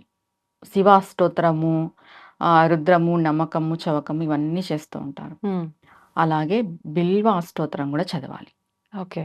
కార్తీక మాసంలో బిల్వ అష్టోత్తరం చాలా చాలా మంచిది చేసుకుంటే, శివాష్టోత్తరంతో పాటు. దానికి 108 బిల్వపత్రి పెట్టుకోవాలి. ఇంకొకటి ఈ ముందుగా చెప్పాల్సిన విషయం ఏమంటే బిల్వపత్రిని మనం 11 సార్లు ఉపయోగించుకోవచ్చు. అంటే ఒకసారి పూజ చాలా మందికి చేసినా తెలీదు. మళ్ళీ ఇప్పుడు ఇవాళ మనం పూజ చేస్తాము, రేపటి రోజు దాన్ని వాటర్లో కడిగేసి మరి మనం ఉపయోగించుకోవచ్చు. అలా 11 సార్లు 11 రోజులు ఉపయోగించుకోవచ్చు. బిల్వపత్రికి ఆ శక్తి ఉంది. ఓకే. ఈ రోజు ఉపయోగించాము తీసేయాలి, అది వాడకూడదు, నిర్మాల్యం అనేది లేదు బిల్వపత్రికి. ఓకే. 11 సార్లు ఉపయోగించుకోవచ్చు మనం. నిజంగా కొత్త విషయం విన్నా. ఉపయోగించుకొని బిల్వ అష్టోత్తరం చదువుకోవాలి. చాలామంది కొంతమంది కోరికల మేరకు చేస్తుంటారు అవును. శివారాధన. వాళ్ళ సంకల్పం చెప్పుకొని పాలతో చేసే వాళ్ళు పాలతో అభిషేకం చేసుకోవచ్చు. పాలతో చేస్తే ఒక ఫలితం ఉంటుంది, పెరుగుతో చేస్తే ఒక ఫలితం ఉంటుంది, విడివిడిగా ఇంకా విడివిడిగా. పంచామృతాలు ఇలా కలుపుకుండా. ఫలితాలు పక్కన పెట్టేసి మనం శివుడి యొక్క సాయుధ్యం పొందాలి అంటే, శివానుగ్రహం పూర్తిగా మనకి లభించాలి అంటే మనస్ఫూర్తిగా మీరు శుద్ధ జలం సమర్పించిన ఆయన స్వీకరిస్తాడు. ఈ కార్తీక మాసంలో ఇంకా ప్రత్యేకించి శివానుగ్రహం ఉంటుంది కాబట్టి అవును. శుద్ధ జలంతో చేసినా కూడా ఆయన స్వీకరిస్తాడు, మనల్ని అనుగ్రహిస్తాడు. ఓకే. ఇప్పుడు అంటే చాలా మందికి మనం ఎంత చెప్పినా ఏ ద్రవ్యంతో చేస్తే ఏం ఫలితం వస్తుందనే అది క్లారిటీ తెలిస్తే వాళ్ళకున్న సమస్యను బట్టి కొంచెం ఇంకా అలా చేసుకోగలుగుతారేమో ఈ కదా. కలియుగంలో ఎక్కువ ఆర్థికంగానే మనం చూస్తున్నాం కాబట్టి, ఆర్థిక సంక్షోభం చూస్తున్నాం కాబట్టి శివుడికి చెరుకు రసంతో చేస్తే ఆర్థికంగా బాగుంటుంది. ఓకే. ఇంకా విభూదితో చేయటం వల్ల? విభూతితో చేయడం వల్ల శివ సాయుధ్యం పొందగలం మనం. ఇప్పుడు విభూది కూడా జలంలో కలిపి చేస్తారు, విడిగా కూడా చేస్తారు. విడిగా కూడా చేస్తారు. 2 రకాలుగా చేసినా అదే 2 ఫలితం రకాలుగా ఉంటుందా? చేయొచ్చు. ముందుగా మనం శివుడికి అభిషేకం స్టార్ట్ చేసే ముందు విభూది శివలింగం పైన ఉంచే స్టార్ట్ చేయాలి. ఇది విభూది ఫస్ట్ శుద్ధ జలమే మనం శివుడి పైన అవును. పోస్తాం. శివుడికి సమర్పించేది శుద్ధ జలమే అవును. కాబట్టి ముందుగా మనం విభూది శివలింగం పైన ఉంచి దాని తర్వాత అభిషేకం చేయాలి శుద్ధ జలంతో. దాని తర్వాత పాలతో పెరుగుతో చేసుకోవచ్చు. ఓకే. అంటే ఇప్పుడు ఒక 2-3 రకాల అభిషేకాలు చేసుకోవాలి అనుకున్నప్పుడు ప్రతి అభిషేకం అయిపోయిన తర్వాత మళ్ళీ జలంతో అభిషేకించిన తర్వాత ఇంకో ద్రవ్యంతో చేయాల్సి అవును. ఉంటుందా? ఇప్పుడు ముందుగా మనం విభూది పెట్టేస్తాము, శుద్ధ జలం వేస్తాం శివలింగం పైన, అది పక్కకు తీసేసుకుంటాం. ఇప్పుడు పంచామృతాలతో చేయాలనుకుంటాం, పాలు అభిషేకిస్తాం, తర్వాత శుద్ధ జలం వేయాలి. ఒక స్పూన్ అన్న ఓకే. శుద్ధ జలం సమర్పించాలి. పెరుగుతో అభిషేకం చేస్తాం, దాని తర్వాత శుద్ధ జలం సమర్పించాలి. కంటిన్యూస్ గా పాలు పెరుగు తేనె అలా వేసుకుంటూ వెళ్ళకూడదు. ఎందుకని? ఎందుకనంటే శుద్ధ జలం సమర్పిస్తే అక్కడికి మీరు పాలాభిషేకం చేసిన ఫలితం. ఓహో. పెరుగుతో చేసిన తర్వాత అది పెరుగుతో చేసిన ఫలితం, నెయ్యితో చేసిన తర్వాత నెయ్యితో చేసిన ఫలితం వస్తుంది. ఓకే. ఓకే. సపరేట్ ఫలితంగా వస్తుంది. అన్ని కలిపి వేస్తే రాదు. దానికి మధ్యలో శుద్ధ జలాన్ని సమర్పించాలి అంటారు. ఓకే. ఇవేవి మేము చేసుకోలేము, మాతో అవ్వదు అనుకుంటే నార్మల్ గంగా జలం సమర్పించినా కూడా ఆయన స్వీకరిస్తారు. కొంచెం విభూది పెట్టేసి ఒక బిల్వపత్రి పెట్టేసి గంగ వేసినా కూడా ఆయన స్వీకరిస్తారు. ఓకే. ముందుగా భక్తి అనేది ఇక్కడ ప్రధానం. మనం ఎంత వైభవంగా చేస్తాము, ఉమ్, ఎన్ని అభిషేకాలు చేస్తాము, ఎన్ని పండ్ల రసాలు ఉపయోగిస్తాము అనేది కాదు. ఉమ్, మనకి శివుడి యొక్క అనుగ్రహం కలగాలి అంటే భక్తి ఓకే. మన మనస్సు నిండా ఆ శివుడు నిండిపోయి ఉండాలి. ఉమ్, అవును. అప్పుడు ఖచ్చితంగా శివానుగ్రహం కలుగుతుంది. ఉమ్, మనం ఎన్ని చేసినా కూడా మన మనస్సులో భక్తి లేనప్పుడు ప్రయోజనం వృధానే. లేదు. అవును. ఇప్పుడు ఈ బిల్వ పత్రాలతో ఆరాధిస్తున్నప్పుడు కూడా చాలా మందిని చూస్తుంటాం. కొంతమంది ఇలా పెడుతూ ఉంటారు. కొంతమంది తిరిగేసి పెడుతూ ఉంటారు పత్రాన్ని. హ్మ్. అంటే అసలు చేయాల్సిన విధానం ఏంటి? కొన్నిసార్లు రివర్స్‌లో పెట్టినప్పుడు అరే! వీళ్ళేంటి ఇట్లా రివర్స్‌లో పెట్టారు తప్పు గదా! అనే ఆలోచన వస్తుంది. కొన్ని సందర్భాల్లో ఎవరైనా చెప్పినప్పుడు అలా పెడితే ఒక ఫలితం, ఇలా పెడితే ఒక ఫలితం అంటారు. అసలు వాస్తవం ఏంటండి? ఎలా అయినా పెట్టొచ్చండి. హ్మ్. ఇలానే పెట్టాలనేదేం లేదు. అంటే ఈయన తగిలితే లక్ష్మీ కటాక్షం కలుగుతుంది అంటారు. అంటే స్వామి సైడ్ అది కాడ ఉండేటట్టు కాడ పెట్టాలా? ఇట్లా ఆహా! రివర్స్‌లో ఓకే. తగిలిందానికి. ఇట్లా ఆకు ఇలా ఉంటుంది కదా! హ్మ్. హ్మ్. పైకి ఆకు వచ్చేసి కింద ఇలా వస్తుంది కదా! అవును. ఈయన టైపులో. అది తగిలితే లక్ష్మీ కటాక్షం అంటారు. ఆహా! ఇలా బోర్లా వేస్తాం కదా ఆకుని, హ్మ్. శివుడి యొక్క అనుగ్రహము అంటారు. హుహుహు. ఎలా అయినా పెట్టొచ్చు. ఇలా పెట్టాలి, అలా పెట్టాలనేదేం లేదు. ఓకే. భక్తితో పెట్టాలి. హ్మ్. ఆయనకి ఎలా పెట్టినా కూడా ఆయన స్వీకరిస్తారు. ఇప్పుడు చాలామంది పువ్వులు, బిల్వపత్రాలు అన్నీ కూడా వెండివి పెట్టుకొని వెండి వాటితో పూజ చేస్తున్నారు. నిజంగా అంటే ఇట్లాంటి వాటితో చేస్తే ఒక రకంగా వెండి, బంగారం పూజల్లో ఉపయోగించినప్పటికీ అవి ఆర్టిఫిషియల్. ఫలితం ఉంటుందంటారా? ఉండదు. ఉండదు. ఎందుకు ఖచ్చితంగా ఖచ్చితంగా చెప్పేస్తున్నారు. ఉండదు. అది ఆర్టిఫిషియల్. హ్మ్. లోహంతో చేసుకున్నాం మనం. అవును. మనకి ప్రకృతి ఇచ్చింది ఉంది కదా! అవును. స్వయంగా ప్రకృతే ఇచ్చింది. ఉన్నాయి. తులసి, బిల్వపత్రి, హ్మ్. జమ్మి, ఉసిరి అవును. ఇవి మనకు ఉన్నప్పుడు వాటితో ఏం పని? అంటే చాలామంది ఇప్పుడు మాకు దొరకవు అవి దొరకవు అంటారు. అని. హ్మ్. దొరకనప్పుడు ఇది వెండిది నువ్వు పెట్టినంత మాత్రాన నీకు ఆ ఫలితం వస్తుందనేదైతే లేదు. హ్మ్. ఒరిజినాలిటీనే. ఓకే. ఇప్పుడు ప్రకృతిలో వచ్చే బిల్వపత్రి చెట్టు నుండి మనం తెంపి తీసుకొచ్చి శివుడికి అవును. సమర్పించే దాంట్లో ఒక ఔషధం ఉంటుంది. ఓకే. ఔషధ గుణాలుంటాయి. ఆ! ప్రతి ఒక్క చెట్టుకి మన సాంప్రదాయంలో చెప్పిన ప్రతి ఒక్క వృక్షానికి ఒక్కొక్క ఔషధం ఉంటుంది. హ్మ్. మనకి వెండి, బంగారులో ఔషధం లభించదు కదండీ! అవును. అవును. ఇది నిజం. ఔషధ గుణాలు గూడా వాళ్ళు దృష్టిలో పెట్టుకొని చెప్పడం జరిగింది. హ్మ్. ఓకే. అంటే వాటి వల్ల మన ఒక రకంగా హెల్త్ బెనిఫిట్స్ కూడా ఉంటాయి. హ్మ్.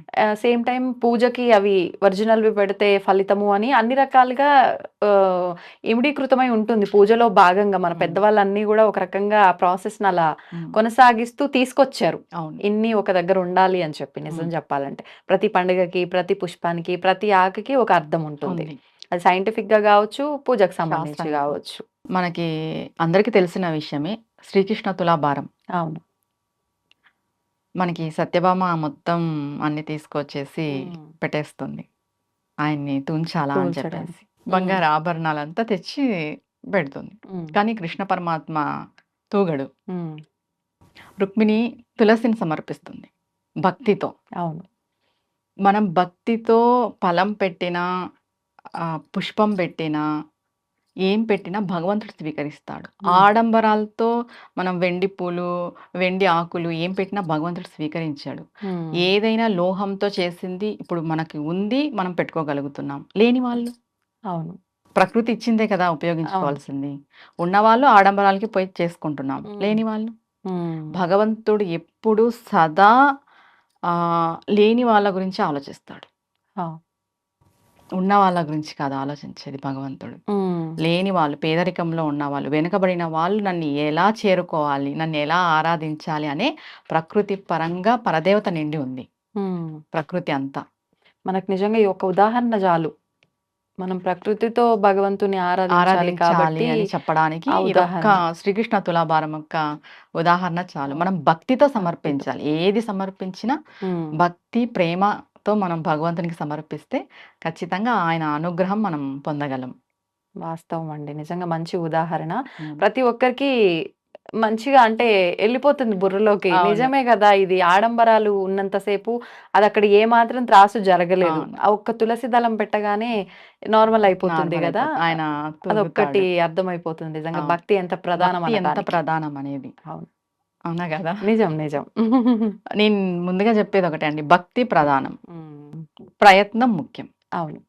మనం ప్రయత్నం చేయాలి. హ్మ్. ఫలితం భగవంతునికి వదిలేయాలి. అంతే. మనం ఏది చేసినా పూజా కార్యక్రమం భక్తి ప్రేమతో చేయాలి. అవును. ఈ 2 చేస్తే ఖచ్చితంగా భగవంతుడు మనకి సహాయం చేస్తాడు అనేది మనం కళ్ళకు కట్టినట్టుగా చూస్తాం మన జీవితంలో. కనిపిస్తుంది గూడా మనకి. అవును. కళ్ళకు కట్టినట్టుగా. ఇది కూడా చెప్తూ ఉంటారు కదా, అంటే మనం అడిగితే అంతే ఇస్తాడేమో, అడగకపోతే ఎంత ఇస్తాడో మనమే ఊహించలేము అని అవును. చెప్పి మనం అలా. ఎంతవరకు అడిగితే అంతే ఇస్తాడు దేవుడు. మనం అడగకపోతే అనంతం ఇస్తాడు. నిజంగానే. అంతే గదండీ! అవును. ఇప్పుడు ఇది కావాలి అని అంటాం మనం. ఏదైనా ఒక అవును. లిమిట్‌గా అడుగుతాం. అడుగుతాం. కానీ భగవంతుడిచ్చేది లిమిట్‌లెస్ అనంతం ఆయన. అంతే. ఈ అనంత విశ్వాన్ని, బ్రహ్మాండాన్ని పాలించే ఆయన ఏమి ఇవ్వలేడు చెప్పు? అవును. మనం అడగకపోతే. ఆయనకు తెలీదా? అవును. మనం చూడంది భగవంతుడు చూసింటాడండి. మన మ్మ్. జీవితంలో ఏం జరుగుతుంది? అవును. ఏం జరగబోతుందనే విషయం భగవంతుడు చూసింటాడు. చూస్తాం. ఆయనకు తెలీదా ఏమివ్వాలి, ఏమివ్వకూడదు అని? తెలుసు. దానికి వదిలేసి మనం అది కావాలి, ఇది కావాలి అని అడుగుతూనే ఉంటాం భగవంతుడిని. అడిగినంతనే ఇస్తున్నాడు. నవ్వుకుంటాడేమో భగవంతుడు నిజంగా మనం ఈ పిచ్చి ఖచ్చితంగా. పిచ్చి అన్ని అడుగుతా ఉంటే. ఖచ్చితంగా నవ్వుకుంటాడు. దాంట్లో డౌటే లేదు. ఆ. మనం సందేహపడాల్సిన అవసరమే లేదు. అదే. ష్యూర్‌గా శివుడు, పార్వతి కైలాసంలో కూర్చొని నవ్వుకుంటుంటారు. అంటే చాలా ఎక్కువ రావాల్సి ఉంటుంది కదా! ఎవరికైనా అదే. కొంతమందికి. అప్పుడు ఖచ్చితంగా భగవంతుడు అనుకుంటాడు. నీకు చాలా ఎక్కువ రావాల్సి ఉందిరా. నువ్వు దీంట్లోనే తృప్తి పడిపోతున్నావు. ఇదే కావాలనుకుంటున్నావు. ఏం చేయలేం దీనికి అనేసి. అంతే గదా! అవును. అవును. అంటే ఇంకొకటి కూడా అడగాలనిపించింది నాకు. అంటే మనకి ఎంత ప్రాప్తం ఉంటే అంతే అంటారు. మరి మనకి ఎంత ప్రాప్తం ఉందో అంతే వస్తుందేమో, మనం అడిగినా, అడగకపోయినా. అడగకపోయినంత మాత్రాన ప్రాప్తంలో లేనిది ఏమైనా ఎక్కువగా వస్తుందా? అంటే ఏం చెప్పొచ్చు? హ్మ్. సరే. ఎంత ప్రాప్తమో అంత. హ్మ్. ఇది వాస్తవం. ఎంత ప్రాప్తమో అంత అన్నప్పుడు మనం ఏమి చేయకపోయినా ఆ ప్రాప్తంలో ఉండేది మనకొస్తుంది. అవును. మనం ఎందుకు భక్తి భావనలో వెళ్ళాలి? హ్మ్. మనకి లేని దాన్ని కూడా మనం తెచ్చుకోవడానికి. హ్మ్. మన రాత బాగలేదు. మనకు సరిగ్గా లేదు. మనం అమ్మవారినో, శివయ్యనో పట్టుకున్నాం. మన రాతలో ఏదో చెడు జరిగేదుంది. హ్మ్. భగవంతుడు ఏం చేస్తాడంటే ఆ చెడుని తీసేస్తాడు. కంప్లీట్‌గా కాదు. హ్మ్. మీకు 1000% జరిగేది హ్మ్. 100%కి. 100% జరిగేది 10, 20%కి చేస్తాడు. ఓకే. ఇబ్బంది ప్రాప్తం. ఉంటుంది. ఇప్పుడు మన ఎక్కువ ఇబ్బంది రాతలో అనిపించకుండా. ప్రాప్తం పాము కుట్టాల్సుంటుంది. హ్మ్. ఎగ్జాంపుల్. అదే ఈ రోజుటికి ప్రాప్తం. హ్మ్. మనకు పాము కరవాలి. భగవంతుడి యొక్క భక్తిలో మనం ఉంటే, భగవంతుని యొక్క పాదాలు మనం పట్టుకుంటే, తేలో, చీమో, జర్రో కరిచేలా చేస్తాడు. హుహు. ఇప్పుడు చాలామంది వితండవాదం చేసేవాళ్ళు మనకు రాసుండేదే జరిగినప్పుడు మనం ఎందుకు చేయాలి? అవును. అవును. అవెందుకు చేయాలి అంటారు కదా! హ్మ్. మనం చేయాల్సిన దాన్ని ఎందుకు చేస్తున్నాము అంటే, మన కర్మను తగ్గించుకోవడానికి చేస్తున్నాం. హ్మ్. పెద్ద పెద్ద గండాలుండొచ్చు మన జీవితంలో. వాటిని భగవంతుడు తగ్గిచ్చేస్తాడు. ఓకే. మన భక్తి అనేది తగ్గిచ్చేస్తుంది. హ్మ్. అంటే వాటి జరిగేయి అలా జరుగుతాయి. కాపోతే ఎక్కువ కష్టాలు ఎక్కువ పడుతూ ఇది వెళ్ళాల్సింది కొంచెం లేకోకున్నట్టు. సులువుగా అంటే వెళ్ళడం మనకు కోసం. అర్థమైపోతుంది. ఇది ఇంకోలా జరిగింటే ఏమవ్వు మన హ్మ్. జీవితము అని. అవును. అది అనిపిస్తుంది. భగవంతుడు మనకి అనిపించేలాగా చేస్తాడు. హ్మ్. అప్పుడు అనిపిస్తది. ఆ! దేవుడున్నాడు. మేము దీని నుండి బయట పడిపోయినాం. అవును. ఆ నిజం. ఇంకోలా జరక్కోకున్నట్టు కాపాడేవాడే భగవంతుడు. హ్మ్. మనం ఈ పూజలు, వ్రతాలు, నోములన్నీ వాటి కోసమే చేస్తాము. తర్వాత మోక్షం. అవును. ప్రతి ఒక్కరు గూడా అండి సామాన్య ప్రజలతో పాటు దేశం ఉన్నవాళ్ళు, సాధకులు, హ్మ్. అనుష్ఠాన పరులు ప్రతి ఒక్కరూ 5 భిక్షలడగాలి భగవంతుడిని. ఏమేమండి? మొదటిది విద్యా భిక్ష. హ్మ్. మనం ఏ దాంట్లో ఉంటామో దాంట్లో మనం నేర్చుకునేదుంటుంది. జ్ఞానం ఏ ఒక రకంగా పనిలో దానికి ఉంటామో సంబంధించి. మనం జ్ఞానం. టీచర్ అయితే టీచరు, లాయర్ అయితే లాయరు, పోలీస్ దానికి తగ్గట్టు మనం నేర్చుకోవాలి. రూల్స్ అవును. అండ్ రెగ్యులేషన్స్ ఉంటాయి. అవునవును. మనం తెలుసుకోవాలి. హ్మ్. జ్ఞానం. మనం పై ప్రమోషన్స్ పొందాలన్నా, పైకి ఎదగాలన్నా జ్ఞానం అనేది చాలా ఉండాలి. ఇంపార్టెంట్. విద్యా భిక్ష. హ్మ్. 2 వచ్చేసి ధనభిక్ష. హ్మ్. ధనం. చేసిన పనికి ప్రతిఫలమా? హ్మ్. ధనభిక్ష. ఓకే. ఎందుకంటావా ఈ కలియుగంలో ఖచ్చితంగా ధనం పైనే నడుస్తుంది. ధనం మూలం ఇదం జగత్ అని అన్నారు. అవును. అది. హ్మ్. హ్మ్. ఆరోగ్య భిక్ష. ఆ! ఆరోగ్యం లేనిదే ఎన్నున్నా గూడా. ఎన్ని ఉన్నా ఎంత కోట్లు సంపాదించినా అవును. ఆరోగ్యం లేనిదే ఏమి చేసుకోలేం. హ్మ్. 4 కామ్య భిక్ష. హ్మ్. మన కామ్యము. మనం అనుకున్న పనులు సకాలంలో నెరవేరాలి. హా! టైం దాటి నెరవేరినా కూడా ఏం ప్రయోజనం ఉండదు. కొన్ని అవును. పనులు. నిజమే అండి. కొన్ని పనులు ఇప్పుడు ఒక పెళ్లి పెట్టుకున్నాము ఆ మ్మ్. డేట్కి, ఆ డేట్కి పెళ్లి జరిగిపోతేనే మంచిది. అవును. ఇంకో డేట్కి పోస్ట్ పోన్ అయ్యి అది క్యాన్సిల్ అయ్యి ఇంకోలాగా జరిగితే అది కామ్యం నెరవేరినట్టు కాదు. అవును. సకాలంలో మన కామ్యం నెరవేరాలి అంటే అమ్మవారి అయ్యవారి యొక్క అనుగ్రహం ఉండాలి, కామ్య భిక్ష అడగాలి. ఓకే. 5వది మోక్ష భిక్ష. ఇవన్నీ దాటుకొని వస్తే ఖచ్చితంగా మోక్షం లభిస్తుంది. ఓకే. మోక్షం ఖచ్చితంగా అడగాలి మనం. ఎందుకంటే ప్రతిసారి ఈ సంసార సాగరము, క్రిమి కీటకాలు, జంతులాగా జన్మలు ఎత్తి ఎత్తి ఎత్తి విసిగిపోయేదానికంటే ఒక్కసారి మోక్షం ఉంటే వీటి నుండి మనం పూర్తిగా బయటపడిపోతాం. ప్రతి ఒక్కరు పూజ అయిపోయిన తర్వాత, ఏ పూజ నిత్య పూజ కానీ, మనం సంకల్ప పూజలు కానీ, వ్రతాలు కానీ ఏవి చేసిన తర్వాత కూడా 10 నిమిషాలు హారతి అంతా ఇచ్చేసిన తర్వాత 10 నిమిషాలు కూర్చొని మంత్రం అనుకోవద్దు, ఏమి అనుకోవద్దు. మగవాళ్ళు అయితే దోసిళ్ళు పట్టాలి ఓకే. ఈ 5 భిక్షలు అడగడానికి. ఆడవాళ్ళు అయితే కొంగు పట్టాలి. కొంగు పట్టుకొని ఈ 5 భిక్షలు మాకు ఇవ్వమ్మా అని అడగాలి. ఇప్పుడు భిక్ష అనేది ఎందుకు వాడుతున్నాము అంటే మనం ఎవరిని అలా అడగలేం, అవును. కానీ భగవంతుని అడగగలం. మనం అడిగేది ఎవ్వరు చూడరు కూడా, ఓన్లీ భగవంతునికి మనకి మాత్రమే తెలుసు. అది భగవంతుడి ముందు మనం ఎంత అవును. మోకరిల్లిపోయి మనం అడిగితే భగవంతుడు ఖచ్చితంగా మనకి మార్గం చూపిస్తాడు, అనుగ్రహం మనకిస్తాడు. అది అవును. ప్రతి ఒక్కరు చేయాల్సిన పని పూజ అయిపోయిన తర్వాత, నిత్య పూజ అయిపోయిన తర్వాత ప్రతిరోజు ఈ 5 భిక్షలన్నిటివి అడగాలి. ఓకే. మగవాళ్ళైతే దోసిలు పట్టుకొని అడగాలి, ఆడవాళ్ళైతే కొంగు పట్టుకొని అడగాలి, మోకాళ్ళ పైన కూర్చొని. Okay.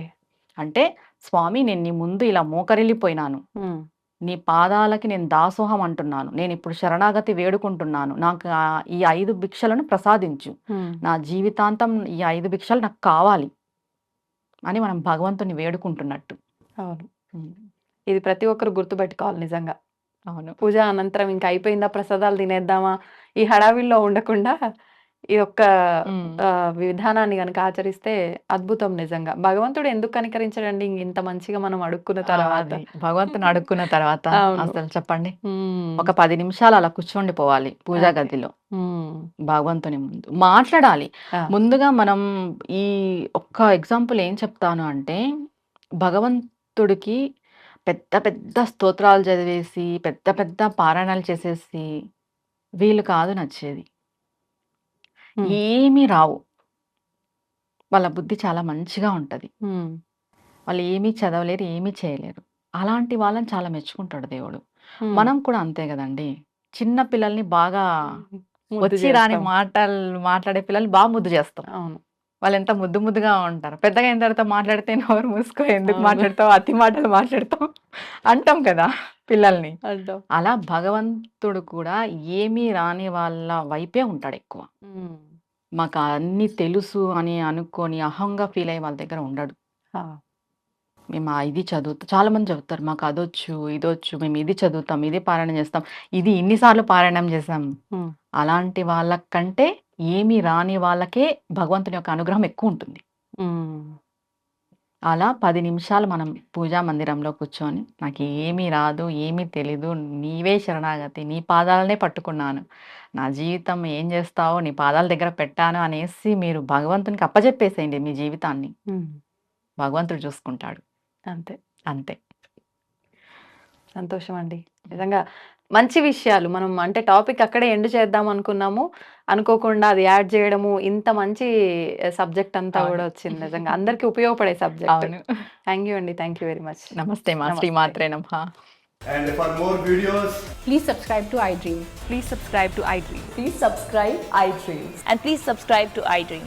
For more videos, subscribe to iDream.